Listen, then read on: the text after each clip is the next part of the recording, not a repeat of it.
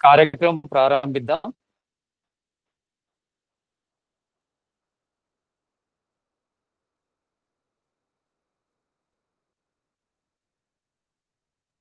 ఓం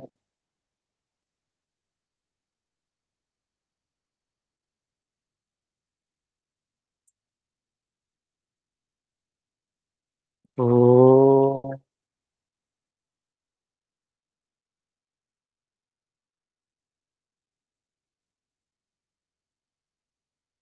ఓం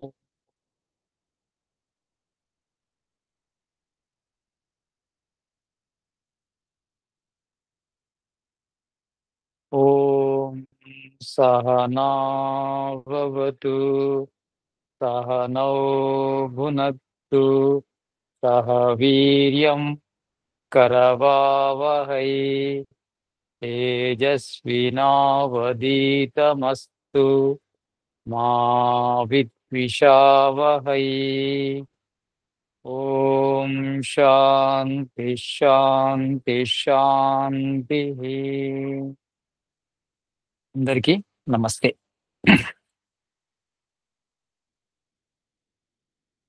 ఈరోజు అందరూ ఉగాది పర్వాన్ని జరుపుకుంటున్నారు. ఉగాది గురించి చాలా మందికి ఉన్న అభిప్రాయం తెలుగు సంవత్సరాది అని. అంటే ప్రతి రాష్ట్రానికి ప్రతి భాషకు ఒక సంవత్సరాది ఉంది. అందులో తెలుగు వాళ్లకు ఉగాది అని చెప్పుకోవడం జరుగుతుంది. మనం కూడా ఇది తెలుగు వాళ్ళది మాత్రమే అని అనుకుంటాం. కానీ తెలుగు వాళ్ళది అయినప్పటికీ ఇది ప్రపంచవాసులందరూ జరుపుకునే విధానాన్ని తెలుగు వాళ్ళు జరుపుకుంటున్నారు. అంటే మిగతా రాష్ట్రాల వాళ్ళు కానీ మిగతా భాషల వాళ్ళు కానీ జరుపుకునే సంవత్సరాది నిజమైన సంవత్సరాది కాదు. కానీ తెలుగు వాళ్ళు జరుపుకునే సంవత్సరాదే నిజమైన సంవత్సరాది. సంవత్సరాది అంటే ఉగాది, ఉగాది అంటే యుగాది, యుగములకు ఆది అంటే యుగములకు ముందు అంటే మొదటి దినం, అంటే ప్రారంభ దినాన్ని యుగాది అంటారు. అంటే సృష్టి ప్రారంభ దినాన్ని యుగాది అంటారు. అంటే సృష్టి ప్రారంభమై 197,29,49,127 సంవత్సరాలు అయిపోయింది. ఇది మన సంకల్పము, అంటే ప్రతి నిత్యము సంకల్పం చేసుకునే సంస్కృతి ఉండడం ద్వారా ఇది ఇంత అని చెప్పడానికి వీలైంది. కానీ మన శాస్త్ర పరిశోధనలు కూడా ఈ 197 కోట్ల సంవత్సరాలను సమర్పిస్తున్నాయి. 200 కోట్లు, దాదాపు 200 కోట్ల సంవత్సరాలు అయింది భూమి పుట్టి. చంద్రుడి మీద మట్టి కానీ ఇంకా భూమి మీద ఉన్న కొన్ని పదార్థాలను, పరమాణు యొక్క ఆయువును బట్టి అన్ని విధాలుగా దాదాపుగా 200 కోట్ల సంవత్సరాలని చెప్పబడడం జరిగింది, జరుగుతుంది. ఇంకా ముందు ముందు ఖచ్చితంగా ఇదే లెక్కకు వస్తారు. అయితే చాలా మంది ఎలా ఉంటారంటే వాళ్ళ విషయాన్ని బాగా సమర్థించుకుంటారు, తెలివిగా గొప్పగా చెప్పుకుంటూ ఉంటారు. కనుక మనం ఈ విషయాన్ని చెప్పినా వాళ్ళ విషయాన్ని వాళ్ళు గొప్పగా చెప్పుకుంటున్నారు, అలా సమర్థించుకుంటారు. దాంట్లో పెద్ద గొప్పతనము ప్రత్యేకత ఏమి లేదనుకుంటారు. ఎందుకంటే ఈ ప్రపంచం లోపల చెప్పేవాళ్ళు చాలా ఉన్నారు కదా. అంటే ఎవరికి ఏది నచ్చితే దాన్ని సమర్థించుకునే తెలివిని పెంచుకుంటారు. నాకు ఒక విషయం నచ్చింది అనుకోండి, దాన్ని ఏ విధంగా సమర్థించాలి, ఏ విధంగా చెబితే మనుషులు వింటారు అనే జ్ఞానం కోసం నేను ప్రయత్నం చేస్తా. అదే విధంగా మనం సత్యాన్ని చెప్పినప్పటికీ వాళ్ళది వాళ్ళు చెప్తున్నారు, తెలివిగా చెప్తారు, వాళ్ళ సిద్ధాంతాన్ని వాళ్ళు నిరూపించుకోవడం కోసము అని అనుకుంటారు. కానీ ఇది అలా కాదు. అసత్యాలు అనేకం, సత్యం మాత్రం ఒకటే ఉంటుంది. ఇది ఎందుకు సత్యం, వాళ్ళది ఎందుకు సత్యం కాదనే ప్రశ్న కూడా వస్తుంది. ఇది ఎందుకు సత్యం అంటే ఇది సత్యంగా మన శబ్ద ప్రమాణం చెప్తుంది. శబ్ద ప్రమాణం అంటే శృతి స్మృతుల లోపల ఈ విషయం ఉంది. శృతి స్మృతి. శృతి అంటే వేదం లోపల, స్మృతి అంటే ఋషి గ్రంథాల లోపల ఈ విషయం ఉంది. ఎందుకు మరి శృతిని స్మృతినే మనము ఖచ్చితంగా నమ్మాలి అనేది కూడా ప్రశ్న వస్తుంది. శృతి స్మృతి తెలిపేది ఆప్తులు, అంటే వాటి కర్తలు, వాటి గ్రంథకర్తలు ఆప్తులు కనుక, ఆప్తోపదేశం కనుక.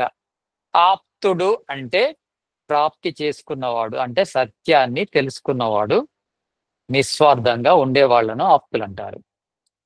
వాళ్ళు చెప్పేది వేదానికి అనుకూలంగా ఉన్నా, స్మృతులకు అనుకూలంగా ఉన్నా, వేరే వాళ్ళు చెప్పినా దాన్ని నమ్మొచ్చు. ఇదే వేదములో ఉన్నది, ఈ ఋషుల గ్రంథాల్లో ఉన్నదే నమ్మాలని కాదు. ఎక్కడ సత్యం ఉన్నా దాన్ని నమ్మొచ్చు మనం. ఈ విషయాన్ని చెప్పడం కోసము మహర్షి దయానందుడు ఈరోజు ఆర్య సమాజాన్ని స్థాపించడం జరిగింది. ఇదే రోజు, ఈ ఉగాది రోజు, అంటే ఇది నిజమైన సంవత్సరాది అని, ఇలాంటి విషయాలు, నిజమైన విషయాలు చాలా దాచబడ్డాయని చెప్పడం కోసము బ్యాక్ టు వేదాస్ ఆర్య సమాజం స్థాపించబడింది. అంటే అనేక రకాల జ్ఞానాలు ఉన్నాయి కనుక, అనేక రకాల జ్ఞానాల లోపల మనుషులందరూ ఇది సత్యమా, ఇది సత్యమా, ఏది సత్యమో అనే మీమాంసలో ఉన్నారు. కనుక ఒక సత్యము అనేది ఎక్కడ ఉందో ఖచ్చితంగా చెప్పడం కోసమే వేదాలను పరమ ప్రమాణంగా తీసుకున్నాడు మహర్షి దయానందుడు. ఆ వేదాలు కానీ, వేదాలను బాగా అవగాహన చేసుకొని, అవపోసన పట్టి, యోగ సాధన చేసి, సమాధి ప్రజ్ఞ ద్వారా సత్యమైన విషయాలను రాసిన స్మృతులను కూడా ప్రమాణాలుగా తీసుకోవాలన్నాడు. అంటే ఆర్య సమాజము శృతులను, స్మృతులను ప్రమాణంగా తీసుకొని నడిచే సంస్థ, అలా నడవాలని ప్రచారం చేసే సంస్థ. అంటే సత్యం ఇక్కడ కావాల్సింది. సత్యం ఎక్కడుంది? సత్యము ఈ శృతుల్లో, స్మృతుల్లోనైనా దొరకాలి, లేకపోతే యుక్తిపూర్వకంగానైనా దాన్ని మనము తెలుసుకోవాలి, లేదా ప్రత్యక్ష పూర్వకంగానైనా తెలుసుకోవాలి. అంటే ప్రత్యక్షంగా తెలుసుకున్నా, యుక్తిపూర్వకంగా తెలుసుకున్నా, ఈ ప్రమాణాల ద్వారా, అంటే శబ్ద ప్రమాణం ద్వారా తెలుసుకున్నా అది సత్యం అవుతుంది, లేకుంటే కాదు. అంటే శబ్ద ప్రమాణం అంటే శృతి లోపల, స్మృతిలోనైనా ఉండాలి. ఈ శృతిలో స్మృతిలో లేనిది యుక్తిపూర్వకంగానైనా నిరూపించబడాలి, లేక ప్రత్యక్షంగానైనా మనకు చూపబడాలి. అప్పుడే మనము దాన్ని నమ్మాలి. అంటే సత్యాన్ని ప్రచారం చేయడం అనేది ఆర్య సమాజం యొక్క ముఖ్య ఉద్దేశము. ఏదైతే వేదం లోపల ఈశ్వరుడు చెప్పాడో దానిని అనుసరింపజేయడమే ఆర్య సమాజం యొక్క ముఖ్య ఉద్దేశం. అంటే సత్యము ఎందుకు, సత్యాన్ని ఎందుకు అనుసరించాలంటే, సత్యాన్ని అనుసరించకుంటే మనకు శాశ్వతమైన సుఖం లభించదు. అబద్ధం ఎప్పుడు కూడా మనకు సుఖాన్ని ఇవ్వదు. ఒకవేళ ఇచ్చినా అది సంపూర్ణంగా ఉండదు, సంపూర్ణంగా ఉన్న శాశ్వతంగా ఉండదు. సంపూర్ణ శాశ్వతమైన ఆనందం మనకు లభించాలంటే సత్యాన్ని అనుసరించాలి. సత్యాన్ని అనుసరించాలంటే మన ఆలోచన అనేది సరిపోదు. మనం ఆలోచించి సత్యాన్ని తెలుసుకుందామంటే ఈ జీవితం సరిపోదు. అందుకే ఈశ్వరుడు ఓ మృతంచ సత్యంచ, అంటే ఈ సత్వ రజోతమో గుణాలతో కూడిన జగత్తుతో పాటు ఋతంచ అంటే ఋగ్ యజ్ సామ అథర్వ వేదాల జ్ఞానాన్ని కూడా ఇచ్చాడు. ఎందుకంటే సత్యాన్ని తెలపడం కోసము. వేదం లోపల రెండు విషయాలు ఉన్నాయి. సత్యమైన స్వరూప జ్ఞానం ఉంది, సత్యమైన కర్మ జ్ఞానం ఉంది. నా కర్మే ఉభయ దర్శనాత్, కేవలం ధర్మం గురించే కాదు, ప్రతి పదార్థం యొక్క నిర్మాణం గురించి ఉంది. పరమాణు నుంచి సూర్యుడి వరకు ఎలా నిర్మాణం జరిగింది అనేది కూడా సత్యంగా ఉంది, కానీ బీజ రూపంలో ఉంది. దానిని మన మేధస్సు ద్వారా బయటికి తీయాలి ఆ సత్యాన్ని. అది ఈ సంస్థ యొక్క ఉద్దేశము. ఈశ్వరుడి యొక్క ఉద్దేశమే ఈ సంస్థ యొక్క ఉద్దేశం. ఈశ్వరుడు ఈ జగత్తును ఎందుకు తయారు చేశాడు? లోకవత్ క్రీడా కైవల్యం, ఈ జీవులందరినీ బంధాల నుంచి విముక్తి నొందింపజేయడం కోసం ఈశ్వరుడు ఈ జగత్తును తయారు చేశాడు. అంటే బంధాల నుంచి తయారు చేయడం కోసం జగత్తు నిర్మాణం జరిగింది, కానీ ఈ జగత్తును ఉపయోగించుకునే విధానం మనకు తెలియాలంటే అందుకే వేదాన్ని కూడా ఇచ్చాడు, మాన్యువల్. పదార్థం యొక్క నిర్మాణం ఏంటిది, పదార్థాన్ని ఎలా వాడుకుంటే మనకు లాభాన్ని చేకూర్చుతుంది అని చెప్పేదాన్నే మాన్యువల్ అంటారు. అదే వేదం. ఆ వేద జ్ఞానం ద్వారా మనము, వేదములో ఏముంటుంది, ఏది చేయాలి ఏది చేయకూడదు ఉంటుంది. స్వరూపంతో పాటు కర్మజ్ఞానం. కర్మజ్ఞానం అంటే ఏది చేయాలి ఏది చేయకూడదు. ఇది మనకు ఊహిస్తే దొరికేది కాదు. ఎందుకంటే కళ్ళకు కనిపించేదాన్నే మనం పూర్తిగా తెలుసుకోలేము. కళ్ళకు కనిపించనివే చాలా ఉంటాయి. ఆ కనిపించని వాటి గురించి ఏది చేయాలి ఏది చేయకూడదు, ఆ కనిపించని వాటి సత్యమైన స్వరూప జ్ఞానం గురించి తెలియజేసేదే వేదం. ఆ వేదాన్ని అనుసరించి ఈరోజు ఇది సంవత్సరాది. మనము సాంఖ్య దర్శనాన్ని చదువుకుంటున్నాం. చాలా మందికి అంటే ఆహ్, ఒక వ్యక్తి చెప్పేది, ఏది చెప్తే దానికి సమర్థించుకుంటాడు అనే అభిప్రాయంలోనే ఉంటారు. అంటే ఎవరు ఏది చెప్పినా గాని దానికి సంబంధించిన సమర్థించుకునే జ్ఞానం వాళ్ళ దగ్గర ఉంటదని. కానీ ఇది అలాంటిది కాదు. వేదము యొక్క ప్రమాణంతో నడిచే ఏ జ్ఞానమైనా దాంట్లో సత్యం ఉంటుంది. ఊరికే చెప్పడం ఉండదు. సత్యము నిరూపించడం కోసము, సత్యాన్ని తెలుసుకోవడం కోసమే ఆ గ్రంథాలుంటాయి. సాంఖ్య దర్శనం కూడా 6 దర్శనాల లోపల ఒక దర్శనం ఇది. సాంఖ్య దర్శనము మనకు ప్రకృతి తర్వాత చేతన పదార్థముల యొక్క జ్ఞానాన్ని తెలియజేసేది. సాంఖ్య అంటే సమ్యక్ రూపంతోని ఖ్య. స ఖ్య సాంఖ్య అంటే సమ్యక్ రూపంతోని, ఖ్య అంటే జ్ఞానాన్ని కలిగింపజేసేది. అంటే ఖచ్చితమైన లెక్క ప్రకారము చేతనం అంటే ఏంది, జడం అంటే ఏంది చెప్పేదే సాంఖ్య దర్శనం. ఆ సాంఖ్య దర్శనం లోపల మనము మొదటి 5 సూత్రాల గురించి నేర్చుకున్నాము. మొదటి సూత్రం ఏంటిది?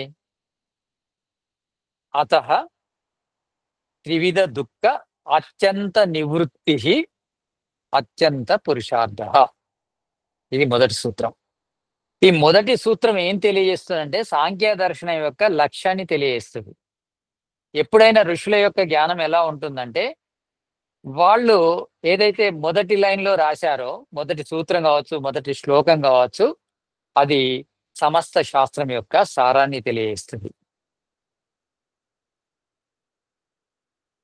అతః, అతః అని ఎందుకు వాడతారంటే, అతః అంటే ప్రారంభిస్తున్నామనే కాకుండా శుభంగా ప్రారంభిస్తున్నాము, కళ్యాణం కోసం ప్రారంభిస్తున్నాము అనే ఒక శుభ సూచకం అతః అంటే. ఇక శుభము ప్రారంభమవుతుంది, ఇక కళ్యాణం ప్రారంభమవుతుంది అని దీని అర్థం. అతః త్రివిధ దుఃఖ అత్యంత నివృత్తి.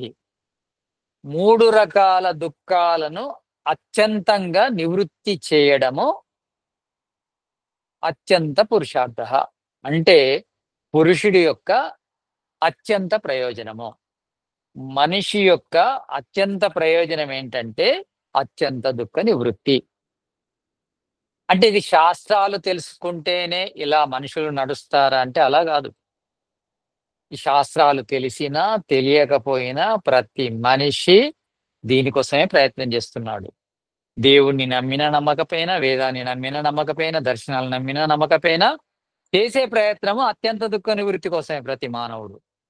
అతని యొక్క ఆల్టర్‌నేట్ గోల్ ఏముంటుంది? అత్యంత దుఃఖ నివృత్తి. అంటే అసలే దుఃఖాలు ఉండకూడదు.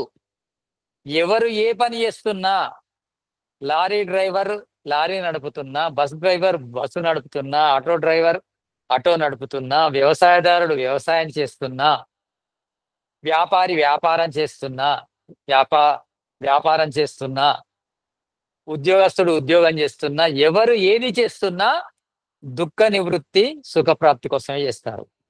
వేరే దానికోసం చేయరు.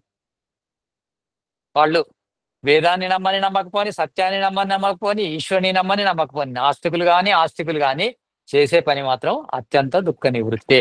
అంటే నాకు ఎలాంటి దుఃఖాలు ఉండకూడదు, సుఖం మాత్రమే ఉండాలని చేస్తారు. దానికోసమే ప్రయత్నం చేస్తూ ఉంటారు. తెలిసైనా తెలియకైనా. తెలిసిన వాళ్ళేమో డైరెక్ట్ దాన్ని పొందగలరు.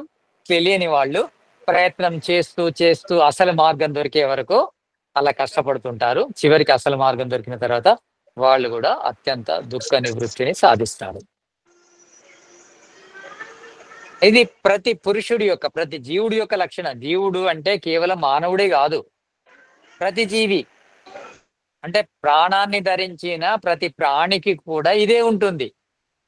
అవి మేధస్సు లేని జన్మలు గనక, బుద్ధి లేని జన్మలు గనక, జ్ఞానం లేని జన్మలు గనక వాటికి ఉన్న పరిధి లోపల అవి కష్టపడుతుంటాయి. ఏంటిది? సుఖం రావాలి, దుఃఖం వద్దు అని. అంటే దుఃఖం వద్దు అనుకుంటాయంటే ఎట్లా? అవి చావద్దు అనుకుంటాయి, చస్తే దుఃఖం ఉంటది కనుక.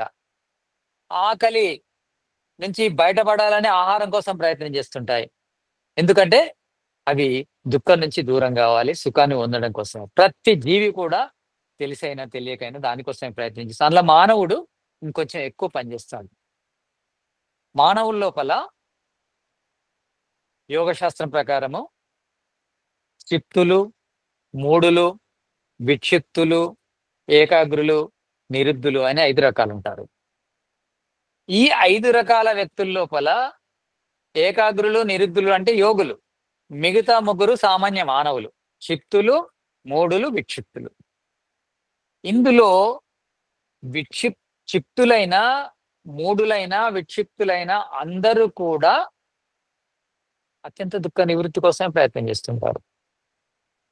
ఇక ఏకాగ్రులు, నిరుద్ధులైతే వాళ్ళు యోగులు కనుక వాళ్ళు ఎట్లా అదే ప్రయత్నంలో ఉంటారు. కానీ మిగతా వాళ్ళు కూడా సామాన్య మానవులు కూడా చిత్తులైన, మూడులైన, విక్షిప్తులైన అత్యంత దుఃఖ నివృత్తి కావాలనుకుంటారు. వాళ్లకు అసలైన మార్గం దొరికి ఏకాగ్రులు, నిరుద్ధులై అది సాధిస్తారు. కానీ అంతకుముందు చేసే ప్రయత్నం కూడా అదే. అంటే ఉద్దేశం ఏంటిది? ప్రతి మానవుడిది అత్యంత దుఃఖ నివృత్తి అని చెప్పడం జరిగింది సాంఖ్య దర్శనం వల్ల. మరి అత్యంత దుఃఖ నివృత్తి ఎలా కలుగుతుంది? నా దృష్టా తత్సిద్ధి.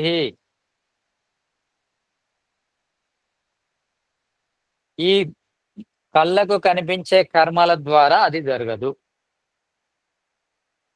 ఎందుకు అంటే దుఃఖ నివృత్తి కావట్లేదా? సంపాదిస్తుంటున్నాము, డబ్బులు వచ్చినాయి, ఆహారం సేకరిస్తున్నాము, ఆహారం సేవిస్తున్నాము, ఇంకా మిగతా అవసరాలను తీర్చుకుంటున్నాము, ఇల్లు కట్టుకుంటున్నాము, బట్టలు తొడుక్కుంటున్నాము, హ్యాపీగా ఉంటున్నాము. దుఃఖ నివృత్తి అవుతుంది కదా. నివృత్తేహి అపి. ఒకవేళ నివృత్తి అయినా తాత్కాలికమైన నివృత్తి అది. ఎందుకంటే అనువృత్తి దర్శనాత్.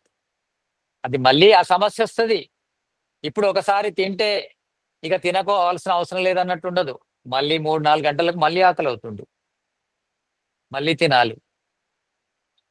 ఒకసారి పడుకుంటే సరిపోదు, మళ్ళీ పొద్దున్న లేస్తాం, పనులు చేసిన తర్వాత మళ్ళీ అలసిపోతాం, మళ్ళీ రాత్రి పడుకోవాలి. ఒకసారి సంపాదిస్తే సరిపోదు, మళ్ళీ సంపాదించాలి. ఒకసారి వ్యాధి వచ్చిందని చికిత్స చేసుకుంటే సరిపోదు, మళ్ళీ వ్యాధి వస్తుంది. అనువృత్తి దర్శనాత్, మళ్ళీ రిపీట్ అవుతూ ఉంటుంది. అంటే మనం చేసే ఈ ఫిజికల్ యాక్టివిటీస్ అనేటివి మొత్తం దుఃఖాన్ని నివృత్తి అత్యంత దుఃఖ నివృత్తి జరగదు, మళ్ళీ రిపీట్ అవుతుంటుంది. దుఃఖాలన్నీ పోవు, పోయిన దుఃఖం కూడా మళ్ళీ రిపీట్ గా వస్తుంది. నా దృష్టా తత్సిద్ధి. నివృత్తే అపి. నివృత్తి అయినప్పటికీ అనువృత్తి దర్శనాత్. అప్పటి మనం తాత్కాలికంగానే నివృత్తి అవుతుంది, మళ్ళీ రిపీట్ గా వస్తూనే ఉంటుంది సమస్య. ఏ సమస్య అయినా అంతే. అంటే చాలా మంది అనుకుంటారు ఈ మోక్షం గురించి, ఈ దుఃఖ నివృత్తి గురించి, ఈ ముక్తి గురించి మాట్లాడడం అందరికి అవసరం లేదు కదా, మాకెందుకు, మేము మంచిగా సంపాదించుకుంటున్నాము, హ్యాపీగానే ఉన్నాము, ఫ్యామిలీ బాగుంది అనే ఆలోచనలు కూడా వస్తాయి.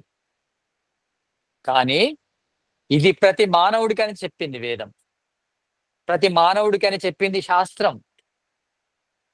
అత్యంత దుఃఖ నివృత్తి అత్యంత పురుషార్థ అని చెప్పింది. అంటే ప్రతి మానవుడికి, కేవలము వైదికులకో ఆర్య సమాజికులకో, హిందువులకో, భారతీయులకో, లేకపోతే ఆధ్యాత్మిక చింతన చేసే వాళ్ళకో అని కాదు.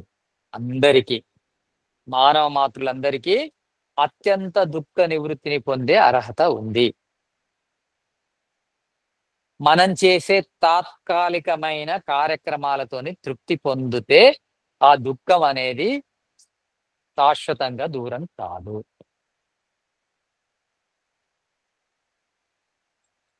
నా దృష్టాత్ తత్సిద్ధి నివృత్తే అపి అనువృత్తి దర్శనాత్. ఇది రెండో సూత్రం. ఇక మూడో సూత్రం ఏం చెప్తుందంటే ప్రాత్యహిక్ క్షుత్ ప్రతికారవత్ తత్ ప్రతికార చేష్టనాత్ పురుషార్థత్వం. అంటే ఇవన్నీ పురుషార్థం కావా?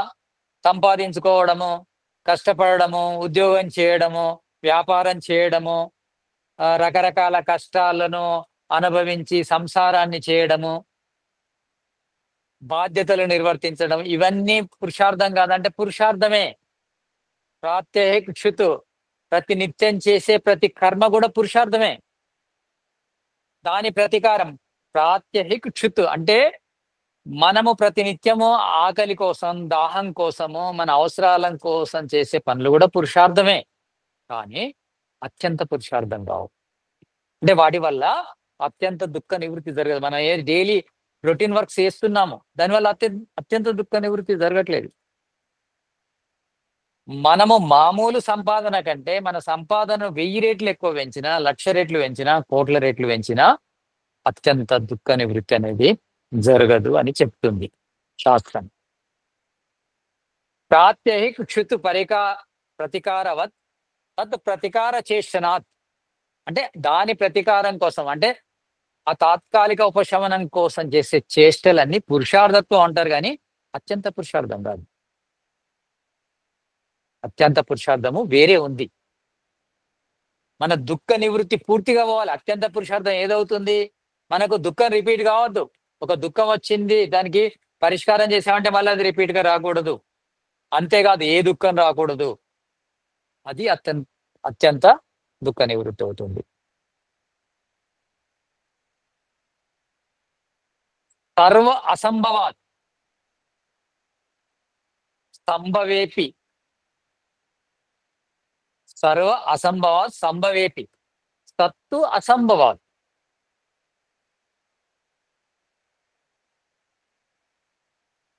హేయ ప్రమాణ కుశలై. సర్వ సంభవాత్ అంటే ఏంటంటే మనం చేసే పనుల ద్వారా సర్వ అసంభవాత్ అన్ని సంభవం కావు. అంటే మనం చేసే ఈ పనుల ద్వారా భౌతికమైన సమస్యలు కూడా అన్ని తీరవు. ఒక దిక్కు మనము ఆ పరిష్కారం కోసం ఆలోచిస్తే ఇంకో దిక్కు సమస్య తయారవుతూనే ఉంటుంది. సర్వ సంభవాత్ మనం చేసే ఈ దుష్ట కర్మల వల్ల అన్ని సంభవం కావు. అంటే మనకు కావలసిన కనీస అవసరాలు కూడా అన్ని తీరకపోవచ్చు. ఎంతమంది పొద్దున లేచి నుంచి మొదలు రాత్రి పడుకునే వరకు కష్టపడుతున్నారు కేవలం తిండి కోసం. ఒక తిండే సరిపోతుందా? బట్టలు కావాలి, ఇల్లు కావాలి, అవసరాలు తీరాలి, పిల్లల చదువులకు కావాలి, పిల్లల పెళ్లిళ్ళకు కావాలి, మన వ్యాధులు వస్తే చికిత్సకు కావాలి. ఇవన్నీ ఎక్కడి నుంచి వస్తాయి? అంటే మనము ఈ దుష్ట కర్మల ద్వారా ఎంత కష్టపడ్డా ఇంకో సమస్య అనేది మిగిలే ఉంటుంది. సర్వ అసంభవాత్ అన్ని అసంభవం కావు. సంభవేపి ఒకవేళ సంభవమైన సత్తు అసంభవాత్ మోక్ష మాత్రము. అంటే సత్తు అంటే అత్యంత దుఃఖ నివృత్తికి మాత్రము దీంతోని కాదు. అంటే ఏదో ఒక దుఃఖం అయితే అంతర్గతంగానైనా ఉంటుంది. ఫిజికల్ గా మనం అన్నిటినీ సాల్వ్ చేసుకున్నప్పుడు. సత్తు అసంభవాత్ హేయ అసాధ్యం, సాధ్యమే కాదు. ఎవరు చెప్తున్నారు? ప్రమాణ కుశలై, వేదాన్ని స్మృతుల మీద పట్టు ఉన్న విద్వాంసులు చెప్తున్నారు ఈ విషయాన్ని. ఏంటిది? మనం చేసే ఈ రొటీన్ వర్క్స్ ద్వారా మన యొక్క కనీస అవసరాలు తీరవు. ఒకవేళ తీరుతాయి అనుకున్నప్పటికీ అత్యంత దుఃఖ నివృత్తి మాత్రము కలగదు. సర్వ అసంభవాత్ సంభవేపి సత్తు అసంభవాత్ హేయ ప్రమాణ కుశలై. ప్రమాణాల లోపల కుశలురు కుశలత ఉన్నవాళ్ళు. ప్రమాణాల లోపల అంటే వేద జ్ఞానము, స్మృతి జ్ఞానం పూర్తిగా ఉన్నవాళ్ళు అని. వాళ్ళు చెప్పింది ఏంటిది? మీరు చేసే ఈ ఫిజికల్ వర్క్స్ ద్వారా మీ సమస్యలన్నీ పరిష్కారం కావు.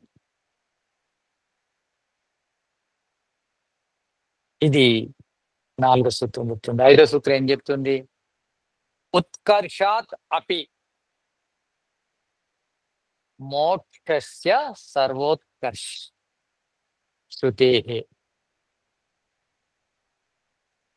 ఉత్కర్ష అపి, ఉత్కర్షాత్ అపి. ఉత్కర్షాత్ అంటే ఉన్నతి పొందడము జరిగినప్పటికీ, అంటే మనము ప్రపంచం లోపల అన్ని రకాలుగా అభివృద్ధి చెందాము, అన్ని రంగాల్లో అభివృద్ధి చెందాము, మన అవసరాలన్నీ తీసుకున్నాము, డబ్బు వచ్చింది, అధికారం వచ్చింది, ఆరోగ్యం వచ్చింది, సంతోషం వచ్చింది, సంపదలన్నీ వచ్చాయి. అయినప్పటికీ ఉత్కర్షాత్ అపి, ప్రపంచమంతా నిన్ను అన్ని రంగాల లోపల యు ఆర్ ది నెంబర్ 1 అని అన్నప్పటికీ మోక్షస్య సర్వోత్కర్ష్, మోక్షాన్ని మించిన ఉన్నతి కాదు ఈ ఫిజికల్ డెవలప్మెంట్ అనేది. శృతేహే, వేదాలు చెప్తున్నాయి ఈ విషయాన్ని. ఉత్కర్షాత్ అపి మోక్షస్య సర్వోత్కర్ష్ శృతేహే. అంటే మోక్షాన్ని మించిన ఉన్నతి ఈ భౌతికమైన ఉన్నతిలో లేదు. అంటే మానవుడిగా మనము ఎదగడం అంటే ఈశ్వరుణ్ణి తెలుసుకోవడమే. ఈశ్వరుని తెలుసుకుంటేనే మనము అత్యంత పురుషార్థాన్ని సాధించినట్టు, పరమ పురుషార్థాన్ని సాధించినట్టు ఈశ్వరుని యొక్క దర్శనం అయితేనే, లేకుంటే కాదు. నువ్వు ఎన్ని సాధించు, ఈ ప్రపంచాన్ని మార్చు, ప్రపంచాన్ని నీ యొక్క గుప్పిట్లో పెట్టుకో, నీ వైపు తిప్పుకో, ప్రపంచమంతా ఏకీకృతం చేసినప్పటికీ, ప్రపంచానికి నువ్వు చక్రవర్తి అయినప్పటికీ మోక్షం పొందినంత గొప్పతనం కాదు.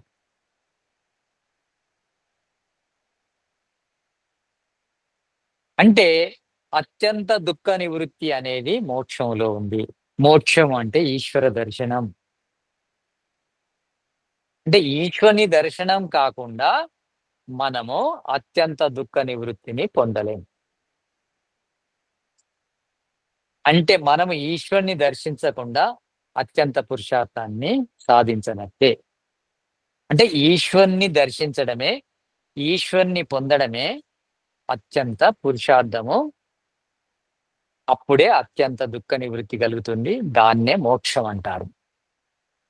అంటే మోక్షము, మోక్షస్య సర్వోత్కర్ష అంటే మోక్షాన్ని పొందడమే అన్నిటికంటే మనం సాధించే గొప్ప ఉన్నతి. అంటే ఈశ్వరుని దర్శించడమే, అంటే దేవుడిని పొందడమే, ఆ బ్రహ్మ ప్రాప్తి పొందడమే, ముక్తి పొందడమే, కైవల్యం పొందడమే అన్నిటికంటే గొప్ప ఉత్కర్షం, ఉన్నతి. అంతకంటే ఉన్నతి ఇంకేది లేదు. ప్రపంచంలో ఏది సాధించినా దానికి ఇంకొక పోటీ ఉండవచ్చు, కానీ మోక్షానికి పోటీ మోక్షమే. అంటే మోక్షాన్ని మనం సాధిస్తే ఈ మానవ జన్మ ద్వారా అత్యంత పురుషార్థాన్ని సాధించినట్టు, లేకుంటే లేదు. అంటే మోక్షం గురించి శాస్త్రాలు ఎంత తీవ్రంగా చెప్తున్నాయో చూడండి. మనం అనుకుంటాం, అరే ఇవన్నీ ఎందుకు, మోక్షం గురించి ఎందుకు, ఇది వయసు కాదు మోక్షం గురించి మాట్లాడడానికి, ఈ మన జాతి కాదు మోక్షం గురించి మాట్లాడడానికి, మన వయసు కాదంటారు, మన ఆశ్రమం కాదంటారు, మన వర్ణము కాదంటారు, మన ధర్మము కాదంటారు. మోక్షం గురించి మాట్లాడడం అనేది ప్రతి మానవుడి యొక్క మొదటి కర్తవ్యం. అంటే ఈ మానవ జన్మ వచ్చిందే మోక్ష ప్రాప్తి కోసం. మరి ఈ మోక్షాన్ని ఎలా సాధిస్తాము?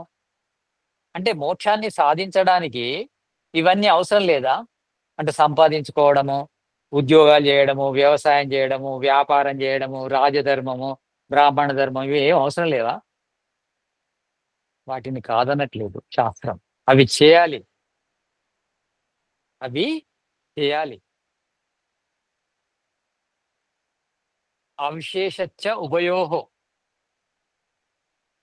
అంటే అవి చేయాలి. చూడండి, మనం చేసే కర్మలు ధర్మయుక్త కర్మలుంటాయి, అధర్మయుక్త కర్మలుంటాయి. మనుషులు వాళ్ళ భౌతికమైన అభివృద్ధి కోసము ధార్మికంగా ఉన్న వాళ్ళుంటారు, అధార్మికంగా ఉన్న వాళ్ళు కూడా ఉంటారు. 2 రకాలుంటారు వ్యక్తులు. ధార్మికులున్నారు, అధార్మికులున్నారు. ఇక్కడ ఋషి తనకు తానే ప్రశ్న వేసుకుంటున్నాడు పూర్వపక్షిలాగా. ఏమని? అవిశేషచ్చ ఉభయోః. ఇక్కడ మరి కర్మలు అంటే దృష్ట కర్మలు 2 రకాలున్నాయి గదా! ధర్మయుక్తమైన దుష్ట కర్మలున్నాయి, అధర్మయుక్తమైన దుష్ట కర్మలున్నాయి. ఇందులో ఏది చేయకుంటే మోక్షం లభిస్తుంది?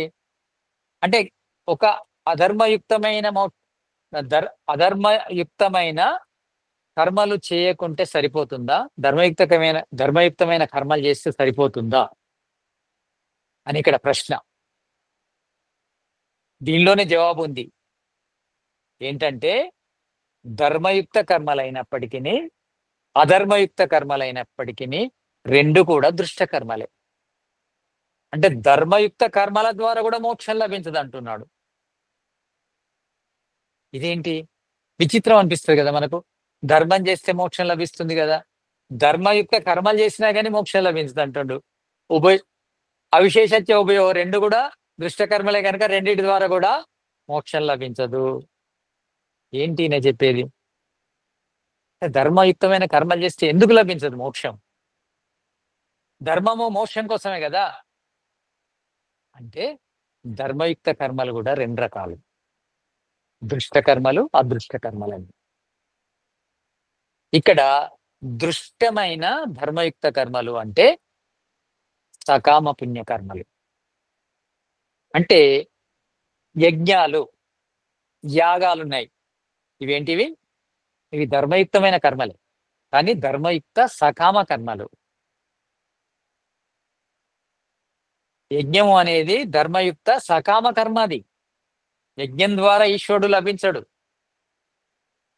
అది ఎందుకంటే దృష్టకర్మ. దృష్టకర్మ అంటే దృష్టమైన సాధనాలతో చేసేది. యజ్ఞం చేయాలంటే సమిధలుండాలి, ఘృతము ఉండాలి, హవన సామాగ్రి ఉండాలి, అగ్ని ఉండాలి, యజ్ఞకుండము ఉండాలి. ఇంకా దానికి సంబంధించిన వస్తువులు అన్నీ ఉండాలి. ఇవన్నీ ఏంటి? దృష్ట సాధనాలు అంటారు. ఈ దృష్ట సాధనాలు వల్ల మోక్షం రాదు. అదృష్ట సాధనాల ద్వారా వస్తాయి. అదృష్ట సాధనం ఏంటిది మరి? నేను బాగా చెప్తున్నాడు, దృష్ట సాధనాలు వద్దు, దృష్ట సాధనాలు వద్దు. అదృష్ట సాధనం ఏంటిది? యోగభ్యాసము అదృష్ట సాధనం. అష్టాంగ యోగము అదృష్ట సాధనం. అంటే యమ, నియమ, ఆసన, ప్రాణాయామ, ప్రత్యాహార, ధారణ, ధ్యాన, సమాధి. ఇవి 8 అదృష్ట సాధనాలు. నువ్వు యజ్ఞాలు ఎన్ని రకాలు చేసినా, యాగాలు ఎన్ని రకాలు చేసినా అవన్నీ సకామ కర్మలు అవుతాయి. ఈ యమ నియమాలు, ఈ అష్టాంగ యోగం అనేది ఇది అదృష్ట కర్మ అవుతుంది. ఇది మోక్షానికి దారితీస్తుంది. అంటే అదృష్ట కర్మ అంటే యోగ సాధన. ఈ అష్టాంగ యోగ విధానాన్ని అనుసరించడాన్ని అదృష్ట సాధన అంటారు. ఇక యజ్ఞయాగాలు చేసే ధర్మయుక్త కర్మలు కూడా దృష్ట సాధనాలే. అంటే కళ్ళకు కనిపిస్తాయి, కళ్ళకు కనిపించే వస్తువులు కూడా అవసరం. ఒక యజ్ఞం చేయాలంటే ఆవు ఉండాలి, ఆవు పాలు పితకాలి, పెరుగు తోడు వేయాలి, వెన్న తీయాలి, నెయ్యి చేయాలి. సమిధలు తేవాలంటే చెట్లను కొట్టాలి, సమిధలను తీసుకురావాలి, కర్రలను ఎండబెట్టాలి, సమిధలుగా మార్చాలి. హవన సామాగ్రి వేయాలంటే 101 రకాల ఔషధాలను, సుగంధ ద్రవ్యాలను తీసుకోవాలి, సేకరించాలి, వాటిని హవన సామాగ్రిగా మార్చాలి. వీటన్నిటిలో కొంత హింస జరుగుతూ ఉంటుంది. దృష్ట కర్మల ద్వారా భౌతికమైన అభివృద్ధి జరుగుతుంది, మోక్షం లభించదు. మోక్షం లభించాలంటే అవే దృష్ట కర్మలను నిష్కామంగా చేయాలి. తర్వాత యోగ సాధన చేయాలి. అప్పుడే మనకు అత్యంత దుఃఖ నివృత్తి అనేది కలుగుతుంది. లేకుంటే కలగదు. మేము రోజు పుణ్యకార్యాలు చేస్తున్నాం కదా, సమాజ సేవన చేస్తున్నాం కదా, యజ్ఞయాగాలు చేస్తున్నాం కదా, మాకు మోక్షం ఎందుకు లభించదు అంటే లభించదు. వాటిని నిష్కామంగా చేయాలి. ప్లస్ యోగ సాధన చేయాలి. అష్టాంగ యోగ విధానాన్ని అనుసరిస్తే అప్పుడు అత్యంత దుఃఖ నివృత్తి జరుగుతుంది. లేకపోతే అవిశేషచ్చ ఉభయోహో, రెండు కూడా అవిశేషమే. అంటే సమానమే రెండు కూడా. పుణ్యకర్మలైనా పాపపు కర్మలైనా దృష్ట కర్మలే. అదృష్ట కర్మలు చేస్తేనే మోక్షం లభిస్తుంది. దృష్ట కర్మ లోపల పుణ్యకర్మలను మనం చేయాలి, కానీ అవి నిష్కామంగా చేయాలి. అప్పుడు మనకు అత్యంత దుఃఖ నివృత్తి అని నిచ్చే మోక్షం కలుగుతుంది. అంటే ఈశ్వరుని ప్రాప్తి కలుగుతుంది. ఈశ్వరుని ప్రాప్తి కలగందే మనకు అత్యంత దుఃఖ నివృత్తి కాదు. మరి ఇది ఏంటిది అసలు? అంటే దుఃఖ నివృత్తి అంటే మనము దుఃఖములో ఉన్నామో ఎప్పటి నుంచి? ఈ జీవుడు ఎప్పటి నుంచి దుఃఖాల్లో ఉన్నాడు? దుఃఖము మనకు శాశ్వతమా? అంటే ఇక్కడ దుఃఖానికి కారణము శాస్త్రం ఏం చెప్తా అంటే బంధం. అంటే ప్రకృతిలో బంధించబడము దుఃఖానికి కారణమైంది. ఈ బంధము ప్రకృతి లోపల బంధించబడడం అనేది మనకు స్వాభావికమా, లేదా నిమిత్తమా? ఇక్కడ ఈ రెండు పదాలు తెలుసుకోవాలి మీరు. స్వాభావికము, నిమిత్తము అనేటివి. ఆత్మకు 6 లక్షణాలు ఉన్నాయి. ఇచ్ఛ, ద్వేషము, సుఖము, దుఃఖము, జ్ఞానము, ప్రయత్నము. 6 లక్షణాలు ఉంటాయి. ఇందులో ఇచ్ఛ అంటే కోరిక, ద్వేషము అంటే కోరిక అంటేనేమో ఒకదాన్ని కావాలనుకోవడము, ద్వేషము అంటే ఒకదాన్ని వద్దనుకోవడం. ఇచ్ఛ, ద్వేషము. సుఖము అంటే సుఖంగా ఉండడము, దుఃఖము అంటే దుఃఖంగా ఉండడము. జ్ఞానము అంటే నేను అనే భావాన్ని కలిగి ఉండడం, అది జ్ఞానము. ప్రయత్నము అంటే స్వయంగా ప్రయత్నం చేయడము, గతి చేయడాన్ని ప్రయత్నం అంటారు. ఆత్మకు ఈ 6 లక్షణాలు ఉన్నాయి.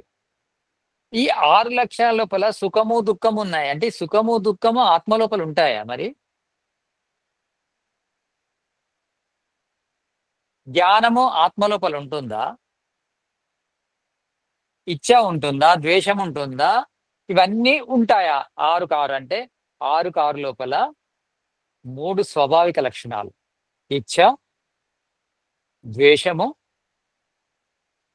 తర్వాత ప్రయత్నం. ఈ 3 స్వాభావిక లక్షణాలు అంటారు. అంటే ఎప్పటికీ ఆత్మలో ఉంటాయి. సుఖము, దుఃఖము, జ్ఞానము నిమిత్తాలు ఇవి. నిమిత్తాలు అంటే మనము సుఖాన్ని పొందితే సుఖం లభిస్తుంది, దుఃఖాన్ని పొందితే దుఃఖం లభిస్తుంది, జ్ఞానాన్ని పొందితే జ్ఞానం లభిస్తుంది. ఇవి ఉండవు లోపల స్టాక్. మరి ఈ 3 కూడా ఆత్మ లక్షణాలు ఎందుకన్నారు? అంటే సుఖాన్ని పొందే సామర్థ్యము, దుఃఖాన్ని పొందే సామర్థ్యము, జ్ఞానాన్ని పొందే సామర్థ్యము ఆత్మకుంది కనుక ఈ 3 లక్షణాలు కూడా ఆత్మ లక్షణాలు అన్నారు. కానీ ఈ 3 ఆత్మ లోపల ఉండవు. సుఖము ఉండదు, దుఃఖము ఉండదు. 2 కూడా నిమిత్తాలే, స్వాభావికాలు కావు. స్వాభావికంగా ఉండవు. అంటే ఆత్మ లోపల సుఖము స్వాభావికం కాదు, దుఃఖము స్వాభావికం కాదు. సుఖమైన నిమిత్తమే, దుఃఖమైన నిమిత్తం. అంటే ఇప్పుడు మనం బంధములో ఉన్నామంటే బంధం కూడా ఇది స్వాభావికం కాదు ఆత్మకు. ఒకవేళ ఇదే స్వాభావికం అయితే ఇంకా మోక్షం ఎట్లా లభిస్తుంది? ఎప్పుడు బంధంలోనే ఉంటాం. కొంతమంది అంటారు బంధము స్వాభావికం కాదు కానీ మోక్షం స్వాభావికం అని. మోక్షము స్వాభావికం అంటే మరి ఇప్పుడు ఎందుకు బంధంలో ఉన్నాం? అంటే మోక్షము గాని బంధం గాని 2 కూడా నిమిత్తాలే.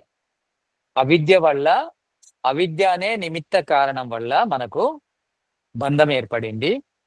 విద్య అనే నిమిత్త కారణం వల్ల మోక్షం ఏర్పడుతుంది. అంటే ఏదైతే నిమిత్తమో అది వస్తుంది, పోతుంది. ఏదైతే స్వాభావికమో అది ఇక పోదు. ఎందుకంటే స్వాభావికం అంటే అనాది. స్వాభావికం అంటే మన స్వరూపం. మన స్వరూపము, ఆత్మ స్వరూపం ఏంటిది? చేతనం అంతే. ఇచ్ఛా ద్వేషాలు ప్రయత్నాలున్నాయి అంతే. సుఖము, దుఃఖము ఇవి 2 జ్ఞానము నిమిత్తాలు. అంటే ఇవి పొందితే ఉంటాయి, లేకుంటే లేవు. ఎంత పొందితే అంత ఉంటాయి. దుఃఖాన్ని ఎంత పొందితే అంత దుఃఖం ఉంటుంది. సుఖాన్ని ఎంత పొందితే అంత ఉంటుంది. జ్ఞానాన్ని ఎంత పొందితే అంత లభిస్తుంది. ఇవి సహజంగా లోపల స్టాక్ ఉండవు. రెడీమేడ్ కావు ఇవి. అదే విధంగా మనకు మోక్షము, బంధము కూడా రెడీమేడ్ కావు. స్వాభావికం కావు. బంధము నిమిత్తమే, మోక్షము నిమిత్తమే. బంధము నిమిత్తము కనుకనే బంధం నుంచి విముక్తి పొందొచ్చు. మోక్షము నిమిత్తమే కనుక ఇప్పుడు బంధంలో ఉన్నాం. అంటే మనకు ఆత్మకు, అంటే మనకు అంటే ఆత్మకు నా స్వభావతో బద్ధస్య, అంటే స్వాభావికంగా ఈ బంధము అనేది లేదు. అంటే ప్రకృతి బంధము, బందీ కాలేదు మనం. అంటే స్వాభావికంగా అంటే అనాది కాలం నుంచి ఎప్పటి నుంచో బంధములు ఉన్నామని కాదు. మధ్యలోనే వచ్చింది బంధం.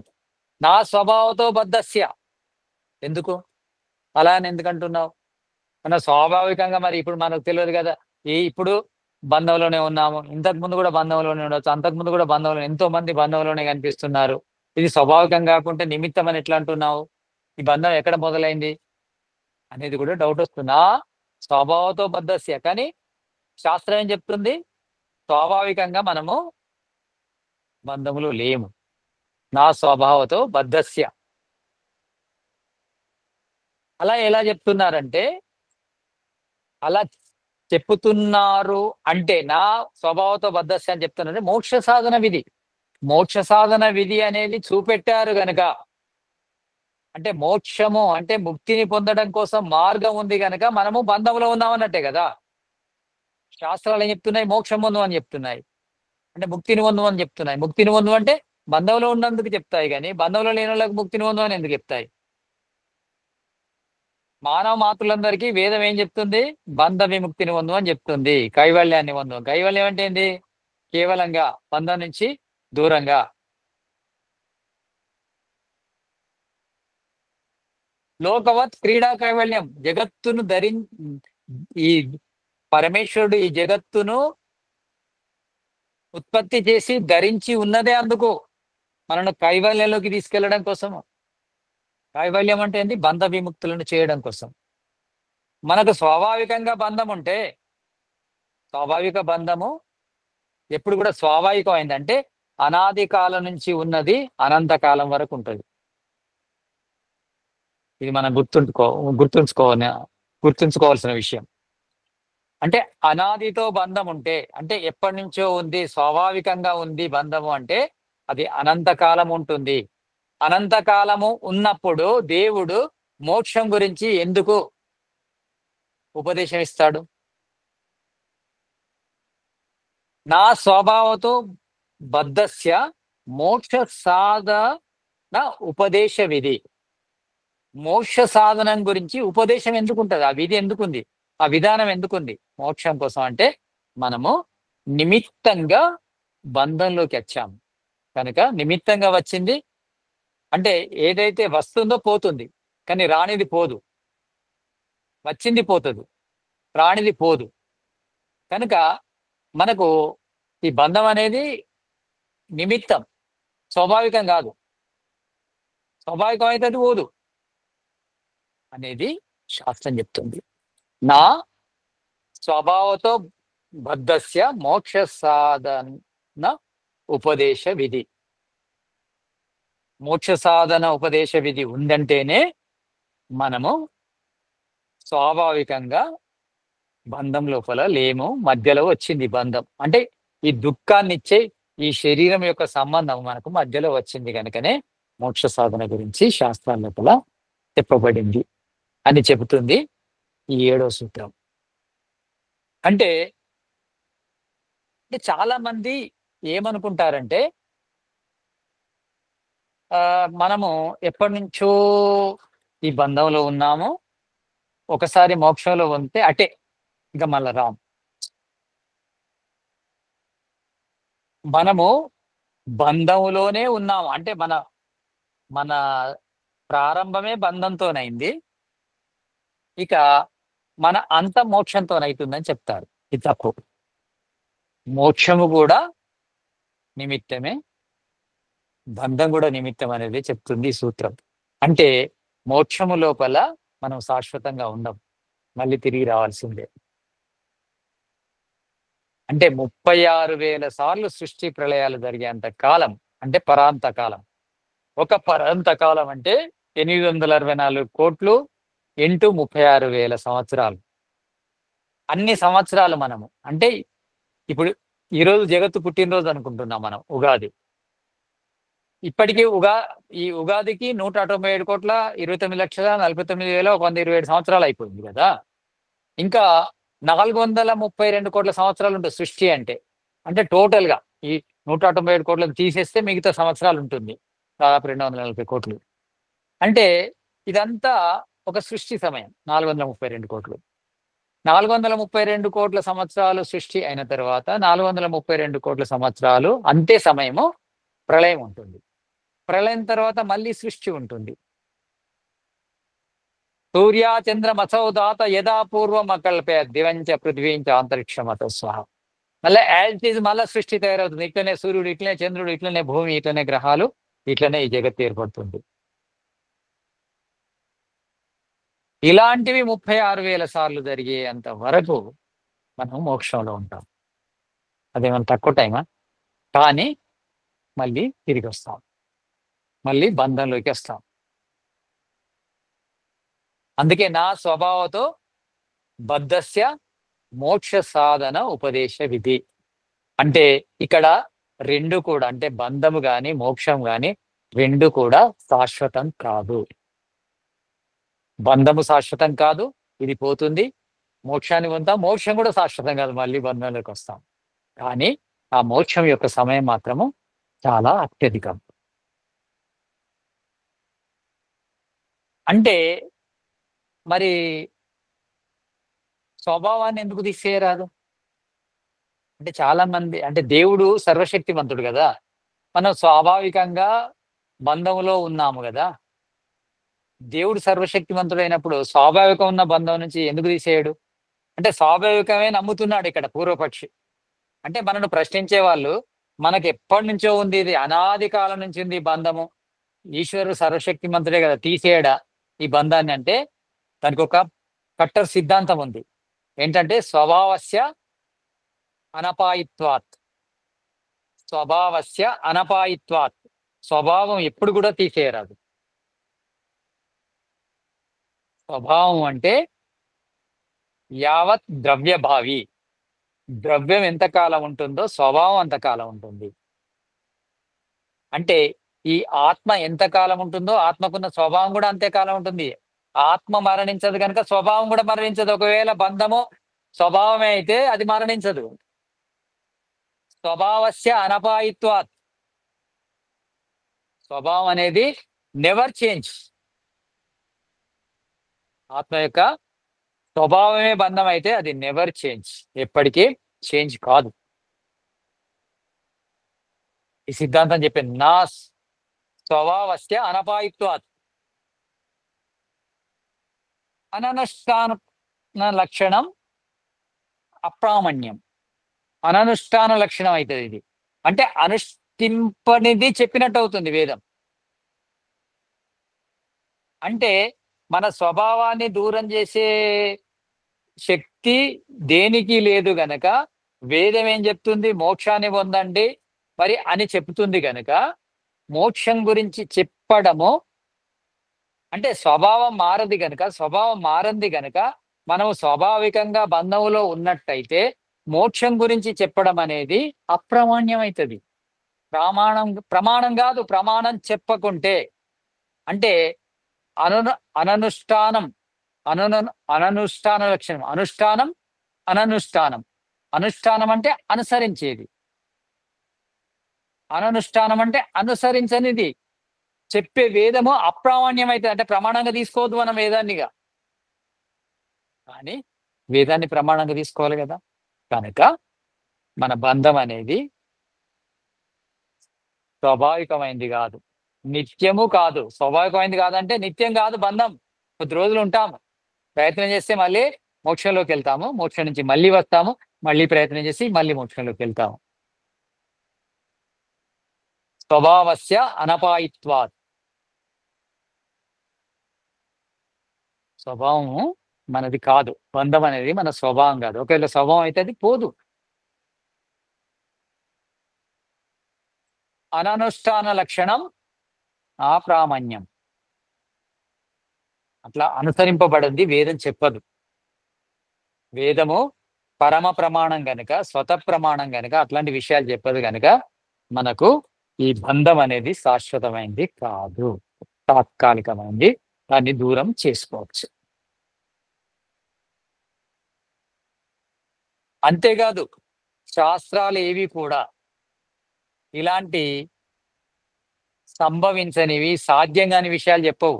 అంటే శాస్త్రాలు అంటే ఇక్కడ గుర్తుపెట్టుకోవాల్సింది శృతులు, స్మృతులు. ఇవి రెండు ఎప్పుడు కూడా మనము అనుష్ఠించనివి, మనము అనుసరింపలేనివి, మనకు సాధ్యం కానివి, మనకు ఫలాన్నివ్వనివి చెప్పవు. నా అశక్య ఉపదేశ విధి. అసాధ్యమైన విషయాలను ఉపదేశించే విధానము లేదు. నా అశక్య ఉపదేశ విధి అంటే వేదాల్లో గాని స్మృతుల్లో గాని నా అశక్య ఉపదేశ విధి, అసాధ్యమైన వాటి గురించి చెప్పేది లేదు. ఉపదేశేపి, ఒకవేళ చెబితే అనుపదేశ, అది ఉపదేశమే కాదు. ఒకవేళ మనకు సాధ్యం కాని విషయాలు గోరంతలు కొండంతలు చేసి పనికిరాని విషయాలు వేదం చెప్తే దాన్ని ఉపదేశమే అనరు, దాన్ని ప్రమాణంగా తీసుకోవద్దు మనం. నా అశక్య ఉపదేశ విధి ఉప ఉప ఉపదిష్టేపి, ఒకవేళ అలా చెప్తే అనుపదేశ, అది ఉపదేశమే కాదు. అంటే వేదములో అట్లా ఉండదు. ఏదైనా వేదములో ఒకటి చెప్పబడింది అంటే అది మనము చేయగలమనే, అంటే చేస్తామో చేయమో కాదు, ఖచ్చితంగా చేయగలము. సాధిస్తామో సాధించమో అని కాదు, ఖచ్చితంగా సాధించగలమని అర్థం. అంటే మోక్షం గురించి చాలా మందికి అనుమానం ఉంటుంది. అరే, ఎవరు మోక్షంలోకి వెళ్ళి వచ్చిండ్రు, ఎవరు చూసిండ్రు, ఈ మోక్షం ఉందని ఏదో వేదంలో చెప్తే ఎందుకు నమ్మాలి? ఆ మోక్షాన్ని చూసిన వాళ్ళకి ఇంత ఇంత 850 కోట్ల మందిలో ఒక్కరికి మోక్షం లభించలేదు. ఆ మోక్షం గురించి వేదం చెప్పినంత మాత్రాన మేమెందుకు వినాలి అని ప్రశ్నిస్తారు. కానీ ఒకవేళ మోక్షమే అబద్ధమైతే, మోక్షమే అసాధ్యమైతే, మోక్షమే కల్పితమైతే వేదం ప్రమాణమే కాదు. కానీ వేదం ఏం చెప్పింది? మోక్షం ఉందని చెప్పింది, మోక్షాన్ని పొందొచ్చు అని చెప్పింది. ఈ బంధం అనేది శాశ్వతం కాదు, ఈ దుఃఖాలు అనేటివి స్వాభావికం కావు, నిమిత్తము, ఇవి పురుషార్థం చేస్తే పోతాయి అని చెప్పడం జరిగింది. నా అశక్య ఉపదేశ విధి, అసాధ్యాన్ని ఎప్పుడు కూడా వేదము చెప్పదు. ఉపదేశేపి, ఏదైనా చెప్పిందంటే అనుపదేశ, అది వేదం కాదు అంతే. అలా పనికిరాని విషయాలు, మనం చేయలేని విషయాలు చెప్పే శాస్త్రాలు వేదము కాదు, ప్రమాణం కాదు.